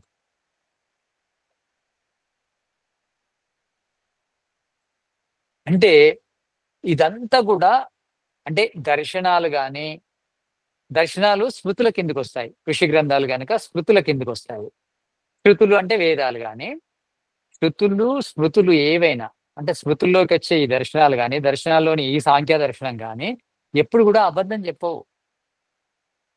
పనికిరాని విషయాలు చెప్పవు. సాధ్యం గాని విషయాలు చెప్పవు. నా అశక్య ఉపదేశం ఇది. అట్లాంటి ఉపదేశం ఇవ్వవు. సాధ్యం గాని ఇవి ఉపదేశం ఇవ్వవు. ఒకవేళ ఉపదేశేపి అనుపదేశః. అవి శాస్త్రాలే కావు. అవి ప్రమాణమే కాదు. అవి శృతులు కాదు. అవి స్మృతులు కాదు. అనేది ఈ సూత్రం యొక్క విషయం. అంటే ఇవన్నీ ఏం చెప్తున్నాయంటే ఈ జీవుడికి దుఃఖం అనేది స్వాభావికం కాదు. తాత్కాలికమైనది, నిమిత్తమైనది. అంటే నిమిత్తమైనది గనుకనే దాన్ని పోగొట్టుకోవచ్చు మనం. దుఃఖము స్వాభావికమైనదైతే దాన్ని పోగొట్టుకోలేము. అది స్వాభావికమైనది కాదు కనుక దుఃఖాన్ని అంటే అత్యంత దుఃఖ నివృత్తిని పొందే మోక్షాన్ని మనం సాధించవచ్చు. అంటే ఈశ్వరుని పొందవచ్చు. అంటే ఈశ్వరుని పొందడం గాని, అత్యంత దుఃఖ నివృత్తి గాని, మోక్షం గాని, ముక్తి గాని మానవుడికి సాధ్యమనే చెబుతుంది ఈ శాస్త్రం. ఇక్కడ సాధ్యం అంటే స్వభావం ఎందుకు నశించదు? కొన్నిట్లో మనకు కనిపిస్తుంది కదా ఉదాహరణ అనేది. పూర్వపక్షి అడుగుతాడు. ఋషులు ఎప్పుడైనా గ్రంథాలను ఎట్లా రాస్తారంటే, వాళ్ళు రాసేటప్పుడు అక్కడ ప్రశ్నలు ఉదయించకపోవచ్చు. కానీ వేల సంవత్సరాల కింద రాసిన గ్రంథాలను మనం ఇప్పుడు చదువుతున్నప్పుడు మనకు సమస్యలు గాని, సందేహాలు గాని, ప్రశ్నలు గాని ఉదయించొచ్చు. మరి దానికి సమాధానంగా వాళ్ళు ఏం చేశారంటే, వాళ్ళు రాసినప్పుడే వాళ్ళకి వాళ్ళే ప్రశ్నలు వేసుకున్నారు. అంటే స్వాభావిక లక్షణము నశించదా? దానికి పూర్వపక్షి అడుగుతాడన్నట్టు. శుక్ల పటవత్, బీజవత్ చేత్. శుక్ల పటవత్ అంటే తెల్లని గుడ్డలాగా, బీజవత్ అంటే బీజము అంటే విత్తనంలాగా. ఇవి స్వాభావికంగా తెల్లగుడ్డకు తెలుపుదనం అనేది స్వాభావికం. గుడ్డను ఎలా తయారు చేస్తారు? పత్తి నుంచి తయారు చేస్తారు. పత్తిలో ఉండే నూలు ఎలా ఉంటుంది? తెల్లగానే ఉంటుంది. అంటే ఏ గుడ్డ యొక్క శాశ్వతమైన కలర్ ఏంటిది? మొదటి కలర్ తెలుపే. అంటే పత్తి యొక్క కలర్ ఏంటిది? తెలుపు గనక ఆ పత్తి ద్వారా వచ్చిన దారాలతో నేయబడిన ప్రతి గుడ్డ యొక్క స్వాభావికమైన గుణము తెల్ల గుణం. ఇది తెలుపు. తెలుపు గుణము శాశ్వతమే కదా, స్వాభావికమే కదా దానికి. మరి అది రకరకాల కలర్ల బట్టలుగా కూడా మార్చుతారు కదా. అంటే స్వాభావిక గుణం పోతలేదా? మీరన్నారు ఆత్మకు ఈ బంధం అనేది స్వాభావిక గుణం కాదు. మరి ఉదాహరణకి లోకం లోపల పత్తికి స్వాభావికమైన గుణం అంటే తెల్లగుడ్డ స్వాభావిక గుణం తెలుపుదనం కదా. గుడ్డ యొక్క మొదటి యొక్క స్వాభావిక లక్షణం ఏంటిది? తెలుపు కదా. మరి ఆ తెలుపు పోయి రకరకాల బట్టలు తయారవుతున్నాయి కదా. అంటే వాటి స్వాభావిక లక్షణం పోయి రకరకాల కలర్లు ఏర్పడ్డప్పుడు ఈ ఆత్మకు కూడా బంధం అనేది స్వాభావిక లక్షణమే. మనం నిమిత్త కారణం ద్వారా స్వాభావిక లక్షణం దూరం చేస్తున్నాము. స్వాభావిక లక్షణం ఎందుకు కాదంటారు? బంధం అనేది ఎప్పటి నుంచి వస్తుంది అంటే అనాది కాలం నుంచి బంధం ఉంది, మధ్యలో రాలేదు అని పూర్వపక్షి అడుగుతున్నాడు. శుక్లపటవత్ బీజవత్ చేత్. బీజం ఏంటిది? బీజం విత్తనం.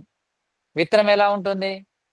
విత్తనము ఆ వృక్షానికి సంబంధించిన విత్తనం లాగా. ఉదాహరణకి చిక్కుడు విత్తనం తీసుకున్నాం అనుకోండి, చిక్కుడు గింజలాగా ఉంటుంది. మర్రి విత్తనం తీసుకున్నాం, మర్రి గింజలాగా ఉంటుంది.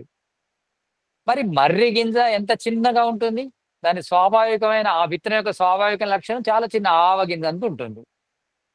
మరి అది దాని యొక్క స్వాభావిక లక్షణాలను పొడగొట్టుకొని ఇంత పెద్ద మర్రి వృక్షంలాగా మారట్లేదా? మీరు ఆత్మకు ఈ బంధం అనేది స్వాభావిక లక్షణం కాదంటున్నారు. ఇది తప్పు అని అంటున్నాడు పూర్వపక్షి. శుక్లపటవత్ బీజవత్ చేత్. దాని ప్రకారము అవి స్వాభావిక లక్షణం ఉన్న విత్తనం కూడా చెట్టులా మారుతుంది. స్వాభావిక లక్షణం ఉన్న తెల్ల గుడ్డ కూడా రంగు గుడ్డగా మారుతుంది. వాటి స్వాభావిక లక్షణాలను పోడగొట్టుకుంటున్నాయి అని పూర్వపక్షి అడిగినందుకు ఋషి యొక్క సమాధానం ఏంటంటే, అంటే కపిల మహర్షి యొక్క సమాధానం, ఇతి ఉద్భవ్ అనుద్భవభ్యాం. శక్తి ఉద్భవ్ అనుద్భవభ్యాం. అనుద్భవ్ అభ్యాం అంటే ప్రతి పదార్థం లోపల శక్తి ఉంటుంది, కానీ ఉద్భవంగా ఉంటుంది, అనుద్భవంగా ఉంటుంది. ప్రతి పదార్థము లోపల శక్తి ఎప్పుడు కూడా బయటికి కనిపించాలని ఏం లేదు. ఉద్భవ్ అనుద్భవాభ్యాం. శక్తి ఉద్భవ్ అనుద్భవాభ్యాం. నా అశక్యోపదేశం అంటే ఇది అసాధ్యము అయిన ఉపదేశం కాదు. అంటే ఇక్కడ ఏంటంటే తెల్లని గుడ్డకు స్వాభావిక లక్షణము తెలుపుదనం ఎట్లానో దానికి ప్రతి కలర్ను గ్రహించే లక్షణం కూడా స్వాభావికం. అది తెల్ల గుడ్డగా ఉన్నప్పుడు ఆ లక్షణం అనేది అనుద్భవంగా ఉంది, అంటే ఉద్భవం చెందిలేదు. ఆ లక్షణం దానిలో ఉంది స్వాభావికంగా. అదేవిధంగా గింజ లోపల చెట్టయ్యే లక్షణము స్వాభావికంగా దాని లోపల ఉంది, కానీ దానికి అనుకూలమైన పరిస్థితి వచ్చినప్పుడు ఆ శక్తి అనేది ఉద్భవించి మొక్కలా మారుతుంది. శుక్లపట్టువత్ బీజవత్ చేత అన్నాడు కదా. శుక్లపటము అంటే తెల్లని గుడ్డ రంగుగల గుడ్డగా మారుతుంది స్వాభావిక లక్షణాన్ని దూరం చేసుకొని. అదే బీజం కూడా తన స్వాభావిక లక్షణాన్ని దూరం చేసుకొని వృక్షంలా మారుతుంది. కొత్తగా రాలేదా ఇవి అంటే? కొత్తగా రాలేదు. దాని లోపల తెల్ల లక్షణం అనేది, గుడ్డ లోపల తెల్ల లక్షణం అనేది ఉద్భవ స్థితిలో ఉంది. రంగులను పొందే శక్తి అనేది అనుద్భవ స్థితిలో ఉంది. ఉంది కనుకనే దానికి రంగేస్తే అది పట్టుకుంటుంది. ప్రతిదానికి తెల్లదానికి రంగు పట్టుకుంటుంది, కానీ ఇంకో దానికి రంగు పట్టుకోదు. ఆ తెలుపుదన యొక్క స్వాభావిక లక్షణము తెల్లగా ఉండడం ఉంది, ఏ రంగునైనా కానీ దానిలో కలుపుకునే లక్షణం ఉంది. ఇవి రెండు దాని లక్షణాలే. ఇవి రెండు కూడా స్వాభావిక లక్షణాలే. అదే విధంగా బీజము, బీజానికి బీజంలా ఉండే స్వాభావిక లక్షణం ఉంది. అది ఆ శక్తి అనేది బీజము లక్షణానికి కనిపించే శక్తి అనేది ఉద్భవ స్థితిలో ఉంది, కానీ మొక్కయ్యే శక్తి కూడా దానిలో ఉంది. బీజానికి మొక్కయ్యే శక్తి లేకుంటే అది బీజమే అనరు. దాని లోపల మొక్కలా మారే శక్తి అనుద్భవ స్థితిలో ఉంది. కనుక శక్తి కూడా రెండు రకాలుగా ఉంటుంది. ఉద్భవ స్థితిలో ఉంటుంది, అనుద్భవ స్థితిలో ఉంటుంది. నిమిత్త కారణాల వల్ల ఆ అనుద్భవ స్థితిలో ఉన్న శక్తి బయటకు వస్తుంది. ఇది అశక్య ఉపదేశం కాదు. నా అశక్య ఉపదేశ అంటే అంటే ఇందాక చెప్పింది అసాధ్యము కాదు. అంటే అసాధ్యము కాదు అంటే స్వాభావికంగా కానీ ఈ బంధాన్ని దూరం చేయడం అనేది అసాధ్యమేమి కాదు. వేదములో చెప్పేది ప్రతిదీ కూడా మనకు ఈ బంధం అనేది నిమిత్తం అనేది సత్యమే, మోక్షం అనేది కూడా నిమిత్తం అనేది సత్యమే, మోక్షాన్ని సాధించడం అనేది కూడా సత్యమే అనేది ఈ సూత్రం చెప్తుంది. అంటే ఇక్కడ ఏంటంటే మనకు ఆత్మ యొక్క స్వరూపం గురించి అర్థమవుతుంది. మనము జీవుడు అంటే అనాది. జీవుడు గాని, దేవుడు గాని, ప్రకృతి పరమాణులు గాని ఇవి మూడు కూడా అనాది పదార్థాలే. అంటే అనాది పదార్థాలు అంటే ప్రారంభం లేనివి. అంటే వీటిని ఎవరు కూడా ఉత్పత్తి చేయలేదు. జీవుణ్ణి ఎవరు ఉత్పత్తి చేయలేదు, ప్రకృతి పరమాణులను ఎవరు ఉత్పత్తి చేయలేదు, తర్వాత దేవుణ్ణి ఎవరు ఉత్పత్తి చేయలేదు. ఎవరండి హ్యాండ్ రైజ్ చేశారు? అడగచ్చు. హ్యాండ్ రైజ్ చేశారా? ఆటోమేటిక్గా హ్యాండ్ రైజ్ అయిందా? సరే, ఈ మూడు కూడా అనాది పదార్థాలు. కానీ కొంతమందికి ఏం డౌట్ ఉంటుందంటే దేవుడు అనాదే కానీ జీవుణ్ణి తర్వాత ప్రకృతి పరమాలను దేవుడు తయారు చేసిందని కాదు. ప్రకృతి పరమాలను కూడా దేవుడు తయారు చేయలేదు, తర్వాత జీవుణ్ణి కూడా దేవుడు తయారు చేయలేదు. ఇవి అనాది పదార్థాలే. కానీ ప్రకృతి పరమాణులు అవి సత్వరజతమ కణాల స్థితిలో ఉన్నాయి. వాటిని కనిపించే జగత్తులా మార్చాడు అంతే. జీవులు మూర్ఛ స్థితిలో ఉన్నాయి. వాటికి శరీరాన్ని ఇచ్చి జాగృత అవస్థకు తీసుకొచ్చిండు. ఆ పని మాత్రం ఈశ్వరుడు చేశాడు. కానీ ఇవి మూడు మాత్రము అనాది పదార్థాలు. ఈ అనాది పదార్థాల లోపల ఏదైనా దాని స్వాభావిక లక్షణం అనాది అయి ఉంటుంది. అనాది పదార్థాల యొక్క అంటే యావత్ ద్రవ్యభావి అంటే అనాది పదార్థం యొక్క లక్షణాలన్నీ అనాదే ఉంటాయి. ఇక ఉత్పత్తి అయిన పదార్థాల లక్షణాలు ఉత్పత్తితో వస్తాయి, నాశనంతోని పోతాయి. అంటే అనాది పదార్థాల యొక్క స్వాభావిక లక్షణాలు అనంతము అంటే ఎప్పటికీ ఉంటాయి. ఇక ఆది పదార్థాలు అంటే ఉత్పత్తి అయిన పదార్థాల యొక్క లక్షణాలు ఉత్పత్తి నుంచి ఉంటాయి, నాశనంతోనే అయిపోతాయి. ఇది యావత్ ద్రవ్యభావి అంటారు. అంటే ఆ ద్రవ్యం ఎన్ని రోజులు ఉంటుందో స్వభావం అన్ని రోజులు ఉంటుంది. ఆత్మ అనాది గనక ఆత్మ యొక్క లక్షణాలు నశించవు, అనాది కాలం ఉంటాయి, అనంత కాలం ఉంటాయి. అనాది అంటే అనంతం, ఆది అంటే శాంతము. అంటే ఆది అంటే ప్రారంభం ఉంది, దానికి ప్రారంభం అనే సమయం ఉంది, ప్రారంభమైంది అంతమయ్యే వరకు. అంతం అంటే ఏంటి? నాశ కారణలయ అంటే కారణస్థితికి వెళ్ళడాన్ని నాశనం అంటారు. నాశనం చెందేది ఒకటే, ఏంటిది? ఈ కార్యరూప జగత్తు మాత్రమే నాశనం చెందుతుంది. ఈ కార్యరూప జగత్తు నాశనం చెందడం అంటే తన కారణమైన సత్వరజతమ కణంలోకి వెళ్ళిపోవడం. ఇక్కడ ఆత్మకు స్వాభావికంగా ఉంటే ఒకవేళ బంధం అనే లక్షణము, దానికి ఎప్పటికీ కూడా మోక్షం లభించదు. కనుక బంధం అనేది ఆత్మకు స్వాభావికం కాదు. అంటే దుఃఖము అనేది ఆత్మకు స్వాభావికము కాదు. దీని మీద ఏమైనా ప్రశ్నలు ఉంటే అడగవచ్చు.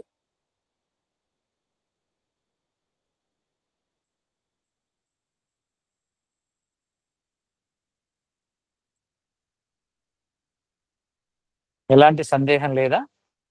విజయ్ గారు, గౌతమ్ గారు, దేవి గారు, ముత్యాల రమేష్ గారు.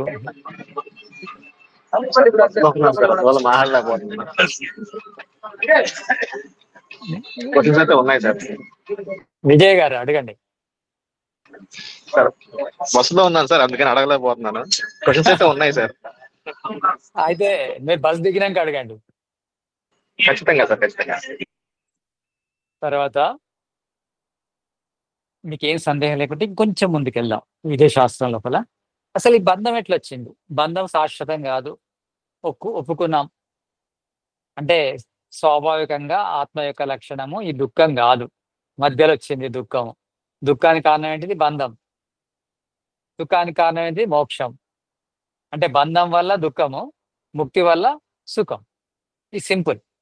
అంటే మనము దుఃఖం నుంచి దూరం కావాలంటే బంధం నుంచి దూరం కావాలి. బంధం ఏంటిది? శరీర బంధం. అంటే శరీరం నుంచి దూరం కావడమే సుఖమా? అంటే శరీరంలో ఉండంగా మన సుఖాన్ని పొందలేమా అనేది కూడా ఒక ప్రశ్న వస్తుంది. అంటే మనం యోగ సాధన చేస్తున్నాం, శరీరంలోనే ఉన్నాం, జీవన్ముక్తి పొందాము, అత్యంత దుఃఖ నివృత్తి కాదా? శాస్త్రం ఏం చెప్తుందంటే కాదు అని చెప్తుంది. అంటే మనం జీవన్ముక్తి పొందినా కానీ శరీరంలోనే ఉన్నాం. శరీరంలో ఉండడం ద్వారా మనకు శరీరానికి సంబంధించిన ప్రియ అప్రియాలు అంటే సుఖ దుఃఖాలు అనేవి కలుగుతాయి. అంటే మనము అత్యంత దుఃఖ నివృత్తి లోపల 3 దుఃఖాలు ఉన్నాయి కదా: ఆధ్యాత్మిక దుఃఖము, ఆది భౌతిక దుఃఖము, ఆది దైవిక దుఃఖము. ఆధ్యాత్మిక దుఃఖం అంటే మన ద్వారా మనకు కలిగే దుఃఖము. ఆది భౌతిక దుఃఖం అంటే ఇతర జీవుల ద్వారా మనకు కలిగే దుఃఖము. ఆది దైవిక దుఃఖం అంటే ఇతర ఈ పరిసరాల ద్వారా కలిగే దుఃఖం. అంటే మనము శరీరంలో ఉన్నప్పుడు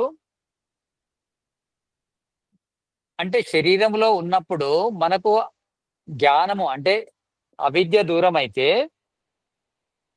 అవిద్య ద్వారా వచ్చే ఆధ్యాత్మిక దుఃఖాన్ని మాత్రం దూరం చేసుకోవచ్చు మనం. అంటే అజ్ఞానం ద్వారా ఏదైతే దుఃఖాన్ని అనుభవిస్తున్నామో ఆ దుఃఖం మాత్రం దూరం అవుతుంది. కానీ శరీరంకు సంబంధించిన ఆకలి కానీ, దప్పిక కానీ, నిద్ర కానీ, జ్వరం కానీ, తర్వాత ఈ శరీరానికి ఇతర జీవుల ద్వారా కలిగే దుఃఖం కానీ, ఈ ప్రకృతి ద్వారా కలిగే దుఃఖం కానీ ఉంటాయి.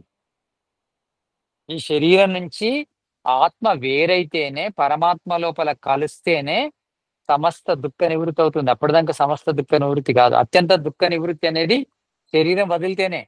శరీరంలో ఉన్నప్పుడు మనకు కలిగే దుఃఖ నివృత్తి అనేది తాత్కాలికంగానే ఉంటుంది. అందుకే న్యాయదర్శనం లోపల దుఃఖానికి కారణం జన్మ అంటాడు. దుఃఖమేవ జన్మోత్పత్తి. దుఃఖం కోసమే జన్మ. దుఃఖము అంటే జన్మ లేకుంటే దుఃఖం లేదు. జన్మరాహిత్యమే సుఖం. ఏ శరీరంలో ప్రవేశించినా, ఎంత గొప్ప మానవ శరీరంలో ప్రవేశించినా దుఃఖం అనేది దూరం కాదు.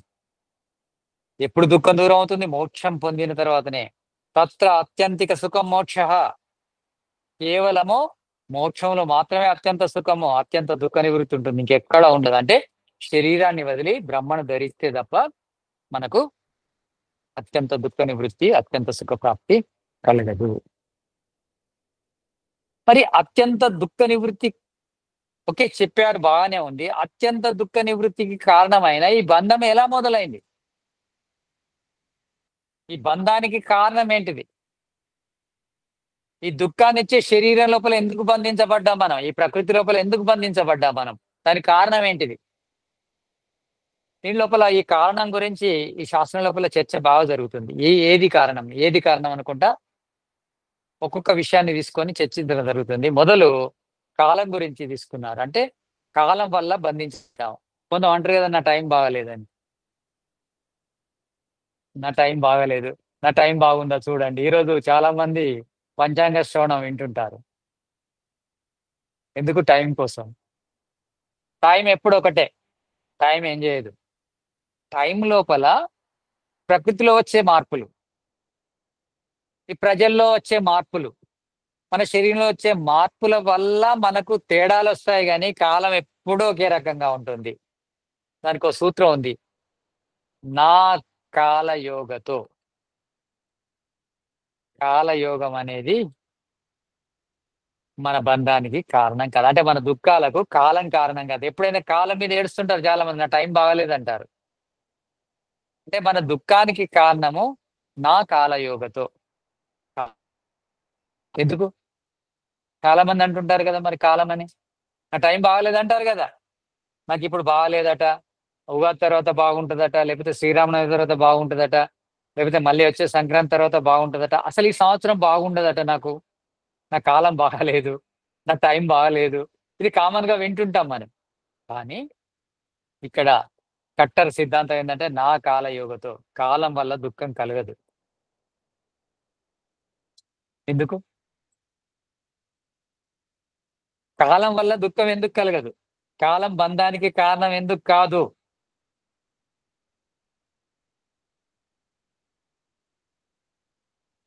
కాలము అంటే చాలా మంది ఇదే నమ్మకంలో ఉన్నారు. కాలం వల్లనే ఇలా జరుగుతుంది. ఈ టైం బాగాలేదు, ఈ రోజులు బాగాలేవు, ఈ పక్షం బాగాలేదు, లేకపోతే ఈ నెల బాగాలేదు, ఈ ఇయర్ బాగుండదు అనే దాని మీదనే ఉన్నారు మనుషులంతా. కానీ ఇక్కడ ఏం నా కాలయోగతో, కాలంతో సంబంధమే లేదు నీ బంధానికి కానీ నీ దుఃఖానికి కానీ. కారణం ఏంటంటే వ్యాపినో, అంటే కాలము వ్యాపకమైంది, ఒక చోట లేదు. అంటే ఇక్కడున్న కాలమే వేరే గ్రహంలో ఉంది, ఈ సౌర కుటుంబంలో ఉన్న కాలమే వేరే సౌర కుటుంబంలో ఉంది, వేరే సౌర కుటుంబంలో ఉన్న కాలమే ఇంకో సౌర కుటుంబంలో ఉంది, ఈ బ్రహ్మాండంలో ఉన్న కాలమే ఇంకో బ్రహ్మాండంలో ఉంది. అంటే నా కాలయోగతో వ్యాపినో నిత్యస్య. కాలము ఎప్పుడూ ఉంటుంది, ఎక్కడైనా ఉంది కాలము, ఎప్పుడైనా ఉంటుంది. నిత్యస్య సర్వ సంబంధాత్. ప్రతి ఒక్కరితోని కాలము కలిసే ఉంటుంది. కాలానికి ఏ లక్షణాలు అనేది? వ్యాపినో, వ్యాపకమైంది, అంతటా ఉంది. నిత్యస్య, ఎప్పటికీ ఉంటది. కాలానికి అంతం లేదు. ప్రళయం లోపల కూడా కాలం ఉంటుంది, సృష్టి లోపల కాలం ఉంటుంది, మోక్షంలో కాలం ఉంటుంది, బంధంలో కాలం ఉంటుంది. ఈ కాలం మన బంధానికి దుఃఖానికి కారణం అయితే మోక్షంలో కూడా కాలం మన వెంటే ఉంది. నా కాలయోగతో కాలంతో సంబంధమే లేదు దుఃఖానికి.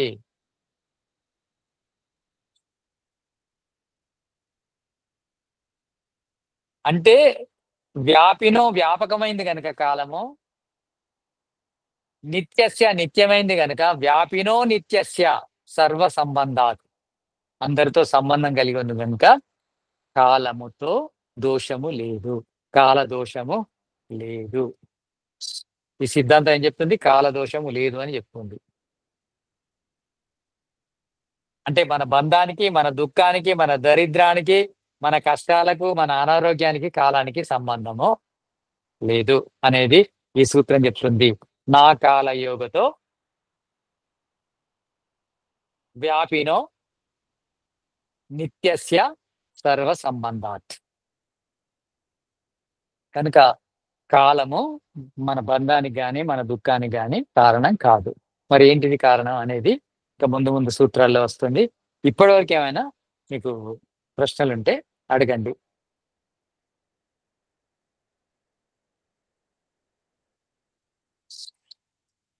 క్లియర్‌గా అర్థమైతే అడగవలసిన అవసరం ఉండకపోవచ్చు. కానీ దీనికి రిలేటెడ్‌గా మీకేమైనా ఆలోచనలొస్తే దాని గురించి కూడా అడగొచ్చు. నేనెప్పుడైనా ప్రశ్న అడుగు అన్నప్పుడు నా సబ్జెక్ట్ లోపల మీకేం అర్థం కాలేదు ఇప్పుడు చెప్పిన దానిలో అడగమని కాదు అర్థం. ఇది వింటున్నప్పుడు మీకు ఇంకేమైనా ప్రశ్నలు గాని, సందేహాలు గాని ఉదయిస్తే వాటి గురించి కూడా అడిగితే దానికి సమాధానం ఇచ్చే ప్రయత్నం నేను చేస్తాను. మోక్షం గురించి గాని. నమస్కారం అండి. నమస్తే అండి. గురుజీ మీరు మీరు అన్నారు కదా జీవాత్మలు అన్ని అనాది అని. అవును. జీవాత్మలు అనాది నుండి మూర్ఛ స్థితిలోనే ఉంది. అనాదిలో మూర్ఛ స్థితిలో లేవు. కేవలం ప్రళయం లోపల మూర్ఛ స్థితిలో ఉంటాయి. ప్రళయం తర్వాత మళ్ళీ జన్మలోకి వస్తాయి. రకరకాల శరీరంలో ఉండి అన్ని రకాల అవస్థలు అనుభవిస్తాయి. అనాదితో కాదు. అనాదితో అయితే మరి ఇప్పుడు మనం అనాదితో అయితే మూర్ఛ స్థితిలో లేం కదా. అనాది అంటే ఎప్పటికి ఉండే లక్షణం అది లేదు, ఎప్పటికి ఉండదు. కేవలం ప్రళయంలో మాత్రం మూర్ఛ స్థితిలో ఉంటాయి. అలా ఇంకొకటి ఒక ఆత్మ పరాంతకాలం మోక్షంలో ఉండి మరి ప్రకృతిలో వస్తుంది కదా గురుజీ. అవును. అప్పుడు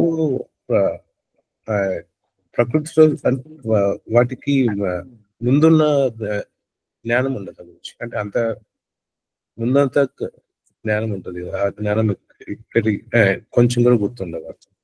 మోక్షముదా? మోక్షం మోక్ష జ్ఞానం గుర్తుండదు. కారణం ఏంటంటే మన స్మృతి అనేది వాసన రూప సంస్కారాలతో వస్తుంది. వాసన రూప సంస్కారాలు కానీ, పాపపుణ్య సంస్కారాలు కానీ మనకు కలగాలంటే మనతో పాటు చిత్తం ఉండాలి, అంటే అంతఃకరణం ఉండాలి. అంతఃకరణం అంటే బుద్ధి, మనసు, అహంకారం అనే 3 తత్వాలు ఉండాలి మన వెనుక. ఆత్మ వెనుక ఉంటే అప్పుడు పాపపుణ్య కర్మాశయం కానీ, వాసన రూప కర్మాశయం కానీ ఏర్పడుతుంది. వాసన రూప కర్మాశయం ఏర్పడితేనే మనకు స్మృతి ఉంటుంది, లేకుంటే ఉండదు. కనుక ఉన్నంత కాలం ఆనందంగా ఉంటాం కానీ ఆ స్మృతి తాలూకు ఏవి ఉండవు, జ్ఞాపకాలు. ధన్యవాదాలు.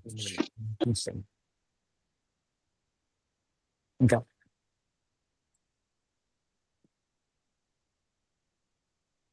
అడగండి. ఇంకా దేవి గారు.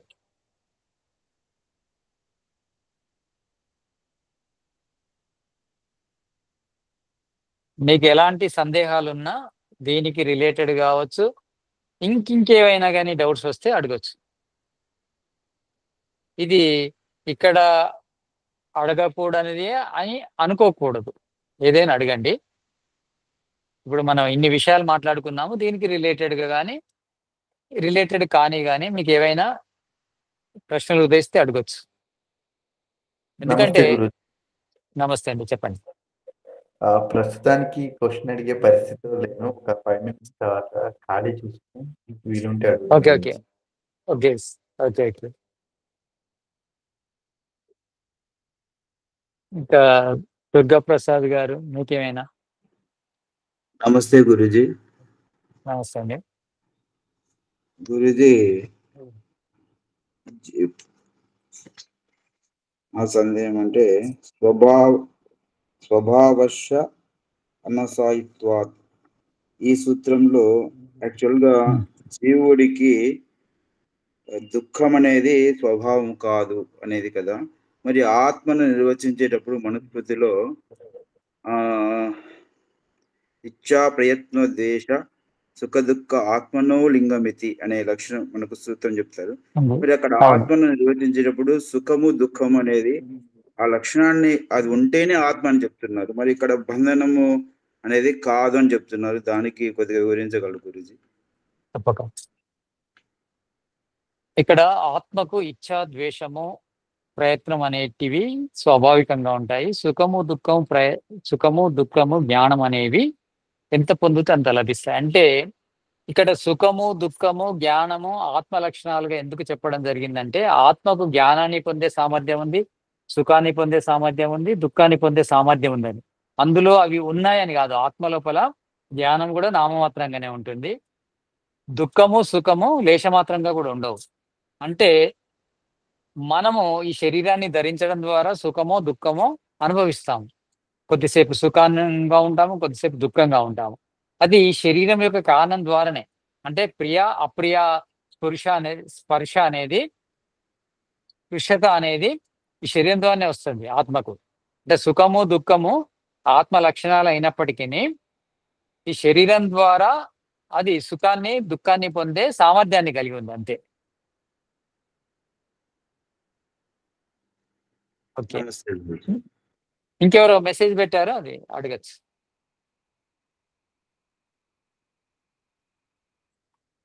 నమస్తే గురుజీ. నేను నమస్తే. ఇప్పుడు ఆయన సందేహం అడిగారు కదా, దానికి రిలేటెడ్ గా అడుగుదాం అనుకుంటున్నాను గురుజీ.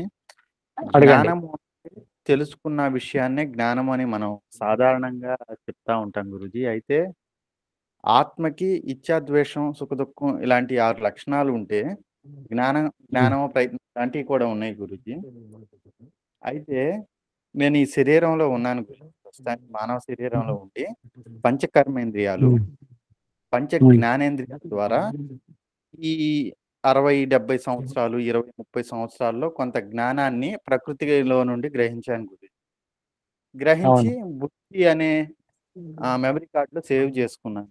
ఈ శరీరం కాలానికి పడిపోయి, కానీ ఈ శరీరం ద్వారా ఏ జ్ఞానాన్ని అయితే నేను తెలుసుకున్నానో అది ఈ శరీరంతోనే పడిపోతుంది. అలాంటప్పుడు నా ఆత్మ ఎలా తీసుకుని వెళ్తుంది? ఇదేమో తదుపరి జన్మలో గుర్తు రావట్లా.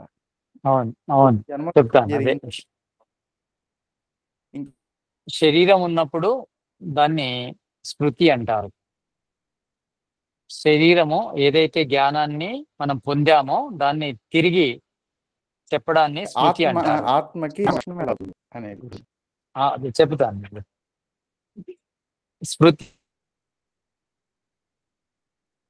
ఉన్న స్మృతి చిత్తం లోపల అది వాసన రూప సంస్కారంలో మారిపోతుంది. అంటే క్లియర్ గా ఇది అది అని తెలియదు, దీనికి సంబంధించిన బీజము ఉంటుంది అంతే. దీనికి సంబంధించిన బీజ జ్ఞానం ఉంటుంది, అంతేగాని యాజ్ ఇట్ ఈజ్ గా పలానా చోట పలానా ఉత్తరం వైపు పలానా దక్షిణం వైపు అని ఇంత క్లారిటీగా ఉండదు. అది సంస్కారాల్లో ఉంటుంది. ఇది గ్రహించే సామర్థ్యము ఆత్మకు ఉంది కనుక ఆత్మకు జ్ఞానం ఉంది అని ఉంది. నేను ఇందాక అదే చెప్తున్నాను, ఇంతకు ముందు కూడా చెప్పాను క్లాస్ స్టార్టింగ్ లోపల. ఆత్మకున్న లక్షణాల లోపల జ్ఞానము సుఖము దుఃఖము అనేవి గ్రహించే సామర్థ్యం, అవి లోపల లేవు. జ్ఞానం అంటే ఈ మనస్సు లోపల ఏర్పడ్డా, ఈ చిత్తం లోపల ఏర్పడ్డా, అంతఃకరణంలో ఏర్పడ్డా ఈ జ్ఞానాన్ని భోగించే సామర్థ్యము ఆత్మకుంది. అంటే జ్ఞానము సుఖము దుఃఖము 3 కూడా మనసులోనే తయారవుతాయి, దాన్ని భోగించే సామర్థ్యము ఆత్మకుంది. అది జ్ఞానం అంటే.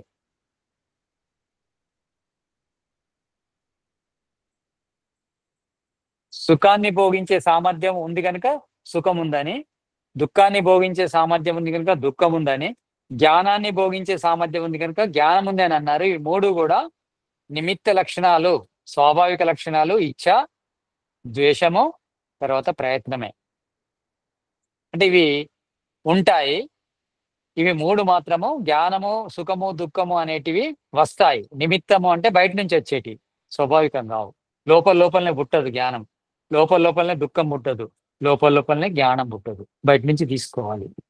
బయట నుంచి తీసుకోవడం శరీరంలో ఉన్నప్పుడు, ఇక ఈ శరీరాన్ని వదిలి మోక్షం పొందిన తర్వాత ఈశ్వరుడి నుంచి తీసుకుంటాం మనం ఆ జ్ఞానాన్ని, ఆ ఆనందాన్ని. అలా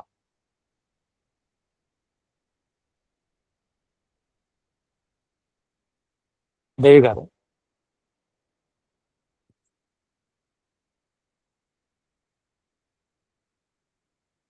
మనము జ్ఞానాన్ని పొందడము ఎందుకంటే సుఖాన్ని పొందడం కోసం. జ్ఞానం అనేది మనకు సుఖాన్ని ప్రాప్తింపజేయడం కోసం, దుఃఖాన్ని దూరం చేయడం కోసం. ఆత్మకున్న 6 లక్షణాల లోపల ఇచ్చ దేని మీద ఉంటుంది? సుఖం మీద ఇచ్చ ఉంటుంది. అంటే ఆత్మకి ఎప్పుడు కూడా సుఖం కావాలన్న కోరిక ఉంటుంది. ద్వేషము, దుఃఖం వద్దనే ద్వేషం ఉంటుంది.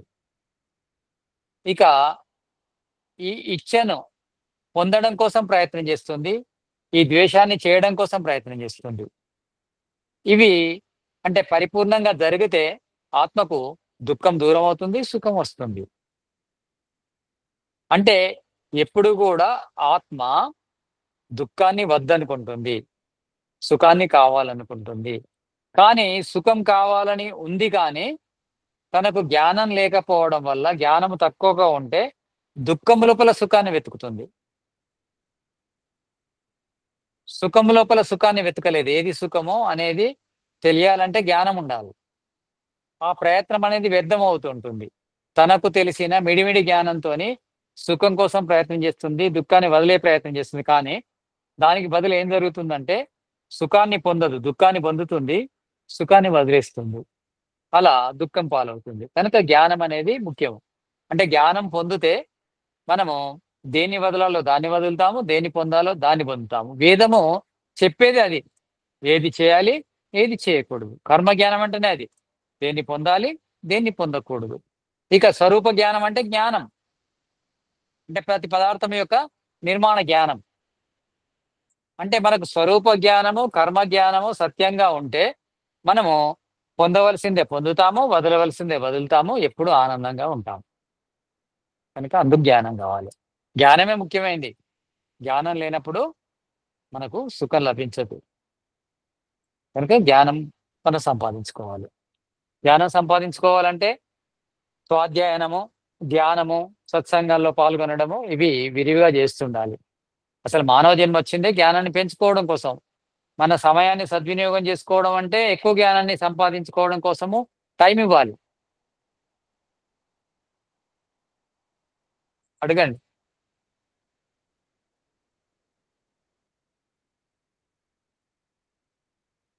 ఎవరు లెఫ్ట్ రేజ్ హ్యాండ్ రేజ్ చేశారు?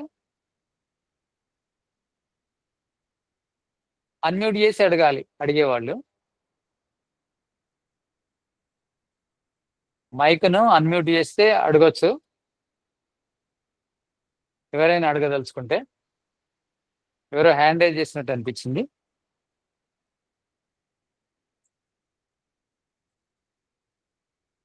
మనం ఈ విధంగా అంటే జ్ఞానాన్ని పొందడం కోసము సత్సంగాల లోపల ప్రశ్నలు, సందేహాలు వెలిబుచ్చడం చాలా ముఖ్యం. ఎందుకంటే మనకు సమయం అనేది చాలా అమూల్యమైంది. లైఫ్ అంటే ఏంది? Life is time. జీవితం అంటే ఏంది? జీవితం అమూల్యమైంది అంటే ఏంది? జీవితం అంటే ఏంది? జీవితం వాల్యుయబులే. జీవితం అంటే ఏంది అసలు? టైం అంతే. అంటే మనం జీవించి ఉన్న కాలాన్నే జీవితం అంటాం, జీవించి ఉన్న సమయాన్నే జీవితం అంటాం. Life is time. Time for work. Time for work అంటే మనం ప్రయత్నం చేయడం కోసం సమయం అనేది. Work as worship. Work as worship అంటే దివ్యమైన జ్ఞానాన్ని పొందాలి మనం. అంటే సమయాన్ని జీవితం అనుకొని ప్రతి క్షణములో కూడా సమయాన్ని వ్యర్థం చేయకుండా ప్రయత్నం చేస్తూ దివ్యమైన విషయాలను పొందడానికి మనం ప్రయత్నం చేస్తుండాలి. సమయాన్ని వ్యర్థం చేయకూడదు, ఎప్పుడు ప్రయత్నం చేస్తుండాలి. ఆ ప్రయత్నంలో కూడా దివ్యమైన విషయాలు అంటే దివ్యమైన జ్ఞానాన్ని పొందడం కోసం ప్రయత్నం చేయాలి. అప్పుడే జీవితం సద్వినియోగం అవుతుంది. ఎప్పుడు మనము తెలుసుకునే ప్రయత్నంలోనే ఉండాలి. ఎందుకంటే జీవితం ఎప్పుడు ఆగిపోయేది మనకు తెలియదు, ఫిక్స్ కాదు కదా. కనుక సమయము అనేది మన వెనక మనను తరుముతుంది అనుకోవాలి. మనం సమయంతో పోటీ పడాలి. ఎప్పుడు కూడా సమయం మనను దాటి ముందుకెళ్ళొద్దు, సమయానికంటే మనం ముందుండాలి. అదేవిధంగా మృత్యు ముఖంలో ఉన్నట్టు ఫీల్ కావాలి మనం. అంటే మృత్యు మన వెనక తరుముతున్నట్టు ఫీల్ కావాలి. ఎప్పుడు మృత్యు మనను కబలిస్తుందో తెలియదు. ఆలోగా మన పనులు పూర్తి చేసుకోవాలి. దీపం ఉన్నప్పుడు ఇల్లు చక్కబెట్టుకోవాలి. ఆరోగ్యం ఉన్నప్పుడు, ఆలోచన ఉన్నప్పుడే జ్ఞానాన్ని పొందాలి. ఆత్మ జ్ఞానాన్ని, పరమాత్మ జ్ఞానాన్ని పొందాలి. ఆత్మ పరమాత్మ జ్ఞానాన్ని పొందామనుకోండి, మనం వచ్చిన జన్మ యొక్క పని అయిపోయినట్టే. ఆత్మ పరమాత్మ జ్ఞానాన్ని పొందకుండా ఈ జన్మను వదిలేసామనుకోండి, మహతో వినష్టతే, అంతకంటే నష్టం ఏం లేదు ఇంకా. కనుక ఈ ఆత్మ పరమాత్మ జ్ఞానం పొందడం కోసమే ఈ జన్మ వచ్చింది. అంటే ఆత్మ పరమాత్మ జ్ఞానం పొందితేనే మనము ఈ దుఃఖాలకు మూలమైన శరీరాన్ని వదిలేస్తాం, లేకుంటే శరీరంలోనే ఉంటాం, మళ్ళీ జన్మ వస్తుంది. ఆ విధంగా మనము ప్రయత్నం చేయాలి. ఇంకేమైనా సందేహాలు ఉంటే అడగొచ్చు, లేకుంటే క్లాస్ క్లోజ్ చేద్దాం. ఏదైనా సందేహం ఉంటే అడగండి.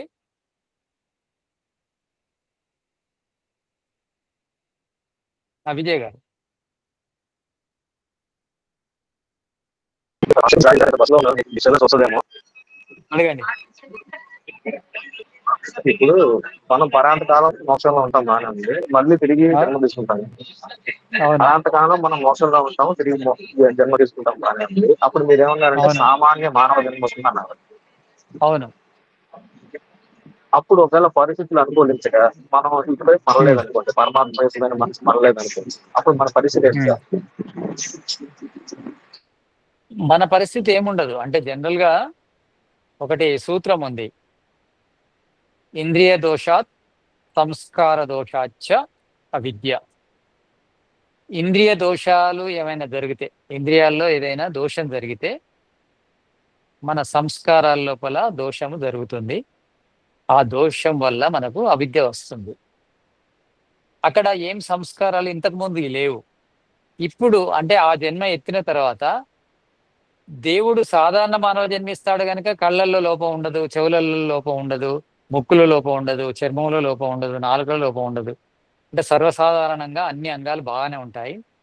కానీ ఇంద్రియ దోషాత్ అంటే ఏంటంటే ఒక్కొక్కసారి మనము చూసే దృశ్యాలు మనకు సరిగా అగుపించకుంటే, దూరంగా ఉంటే, ఒకదానికొకటి అనుకుంటే ఇలాంటి అవిద్య ఏర్పడి మళ్ళా బంధానికి కారణమవుతుంది. ఒకవేళ అలా జరగలేదు అనుకోండి, అది యాదృచ్ఛికంగా మంచి జరగచ్చు, యాదృచ్ఛికంగా చెడు కూడా జరగచ్చు. అది మన చేతిలో లేనిది. ఆ జన్మ లోపల వ్యవస్థ బాగుంది, మంచి వ్యవస్థలో పుట్టామనుకోండి, జ్ఞానం లభిస్తుంది, మళ్ళీ ముక్తి పొందొచ్చు అదే జన్మలో. ఒకవేళ వ్యవస్థ బాగులేనప్పుడు ఇంద్రియాల దోషాల వల్ల మనకు అవిద్య అనేది సంభవించే అవకాశం. ఎందుకంటే ఇంద్రియాలు కానీ మనసు కానీ మనను అవిద్య వైపు తీసుకెళ్ళడానికి రెడీ ఉంటాయి. కనుక మనకు జ్ఞానం లేనప్పుడు అవి మనను అవిద్య వైపు తీసుకెళ్తాయి. ఒకవేళ జ్ఞానం లభించింది అనుకోండి, అప్పుడు మనము అవిద్య పాలుగాము, బంధంలో ఉండము, మోక్షాన్ని పొందుతాము. అలా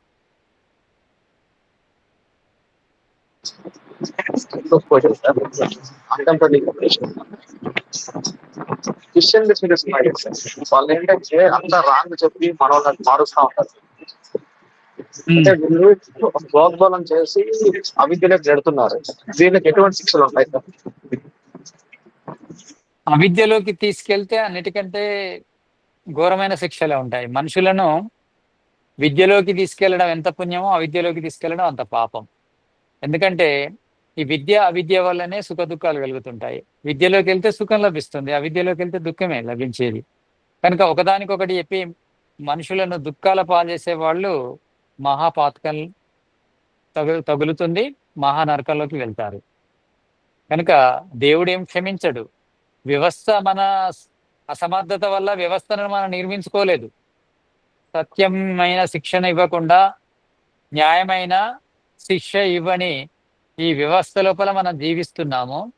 ఈ వ్యవస్థ లోపము అసమర్థత వల్ల జరిగింది. కానీ ఈశ్వరుడు మాత్రం ఊరుకోడు కదా. వీళ్ళు అసమర్థులు, వ్యవస్థ లోపం చేశారు, నేను కూడా ఏం చేయను అనుకోడు. భగవాన్ కా దర్బార్ మే there high లేకిన్ Antera Nahi high. Late అవుతుంది కావచ్చు, ఈశ్వరుడు శిక్ష ఇవ్వడానికి లేట్ అవుతుంది కావచ్చు, కానీ శిక్షింపకుండానైతే ఉండడు, శిక్షిస్తాడు తప్పకుండా. ఎందుకంటే దేవుడు క్షతపూర్తి చేస్తాడు. న్యాయానికి సుఖాన్ని ఇవ్వడము, అన్యాయానికి దుఃఖాన్ని ఇవ్వడమే ఈశ్వరుని యొక్క ప్రధానమైన కర్తవ్యం. కనుక అది జరుగుతూనే ఉంటుంది.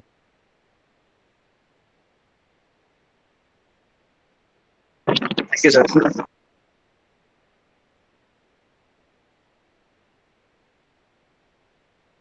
ఇంకా దేవి గారు?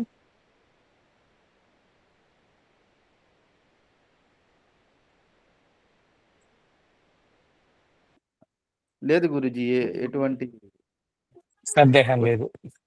సందేహం లేదు. Okay okay. సరే, మరి మనం క్లాస్ క్లోజ్ చేద్దాము శాంతి పాడుతాం. ఓకేనా?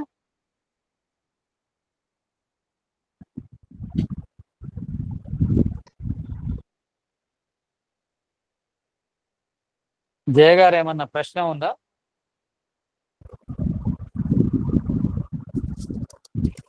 ఆత్మకి మోక్షం స్వాభావికం కాదు, బంధం స్వాభావికం కాదు. మరి ఆత్మకి స్వాభావికం ఏంటి గురుజీ? ఆత్మకు స్వాభావికము ఇచ్ఛ, ద్వేషము, ప్రయత్నము, ఇవే స్వాభావికమైనవి. ఇక్కడ బంధము లోపల అంటే స్వాభావికం అంటే అలానే ఉండదు. ఎప్పుడు బంధంలో ఉంటే మోక్షం ప్రసక్తే ఉండదు, ఎప్పుడు మోక్షంలో ఉంటే ఇప్పుడు బంధంలో ఉండేది కాదు. కనుక ఇవి నిమిత్తము అంటే తాత్కాలికంగా వస్తాయి, పోతాయి. బంధంలోకి వస్తాము, మోక్షంలోకి వెళ్తాము, మోక్షం నుంచి మళ్ళీ బంధంలోకి వస్తాము అనేది దీని అర్థం. స్వాభావికము అంటే ఎప్పుడు కూడా ఆత్మ మాత్రము దుఃఖాల నుంచి దూరం కావాలనే కోరుకుంటుంది. అది సాధ్యం కావాలంటే అవిద్య నుంచి దూరం కావాలి. అవిద్యను దూరం చేసుకుంటే సుఖాన్ని పొందుతుంది. మళ్ళీ అవిద్యలోకి వస్తుంది అనుకోకుండా. ఎందుకంటే ఇంద్రియ దోషాత్ సంస్కార దోషాచ్చ అవిద్య. ఇంద్రియాలు కానీ అంటే జ్ఞానేంద్రియాలు కానీ అంతఃకరణాలు కానీ అవిద్యలోకి తీసుకెళ్తాయి. మళ్ళీ మనము జ్ఞానం ద్వారా అవిద్య నుంచి బయటకు వచ్చేసి బంధం నుంచి విముక్తిని పొందాలి. ఇది ఎప్పుడు జరుగుతూనే ఉంటుంది. బంధ విముక్తి కోసం పురుషార్థం చేయాలి, కానీ మోక్ష విముక్తి కోసం ఏది లేకుండా మోక్షం నుండి మోక్షము అనేది ఫలము గనక, ఆ ఫలము మన పురుషార్థం ద్వారా వచ్చింది గనక మన పురుషార్థం యొక్క సామర్థ్యం కాగానే ఆ ఫలం అనేది అయిపోతుంది. అది స్వాభావికంగా మనం బయటకు వచ్చేస్తాం అంతే. ఈశ్వరుని యొక్క న్యాయ వ్యవస్థ లోపల మళ్ళీ సాధారణ మానవ జన్మ వస్తుంది. మనం ప్రయత్నం చేయాల్సిన అవసరం లేదు. పోవడానికే మన ప్రయత్నం, రావడం ఈశ్వరుడు పంపిస్తాడు.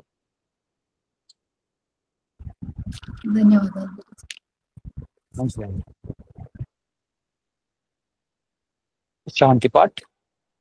ఓం ద్యౌ శాంతిరంతరిక్షరం శాంతి పృథివీ శాంతి ఆపః శాంతి ఓషధయ శాంతి వనస్పతయ శాంతిర్విశ్వే దేవాః శాంతిర్బ్రహ్మ శాంతి సర్వగం శాంతి శాంతిరేవ శాంతి సామా శాంతిరేది. ఓం శాంతి శాంతి శాంతి. ఓం सबको नमन प्रणाम नमस्ते। ओम।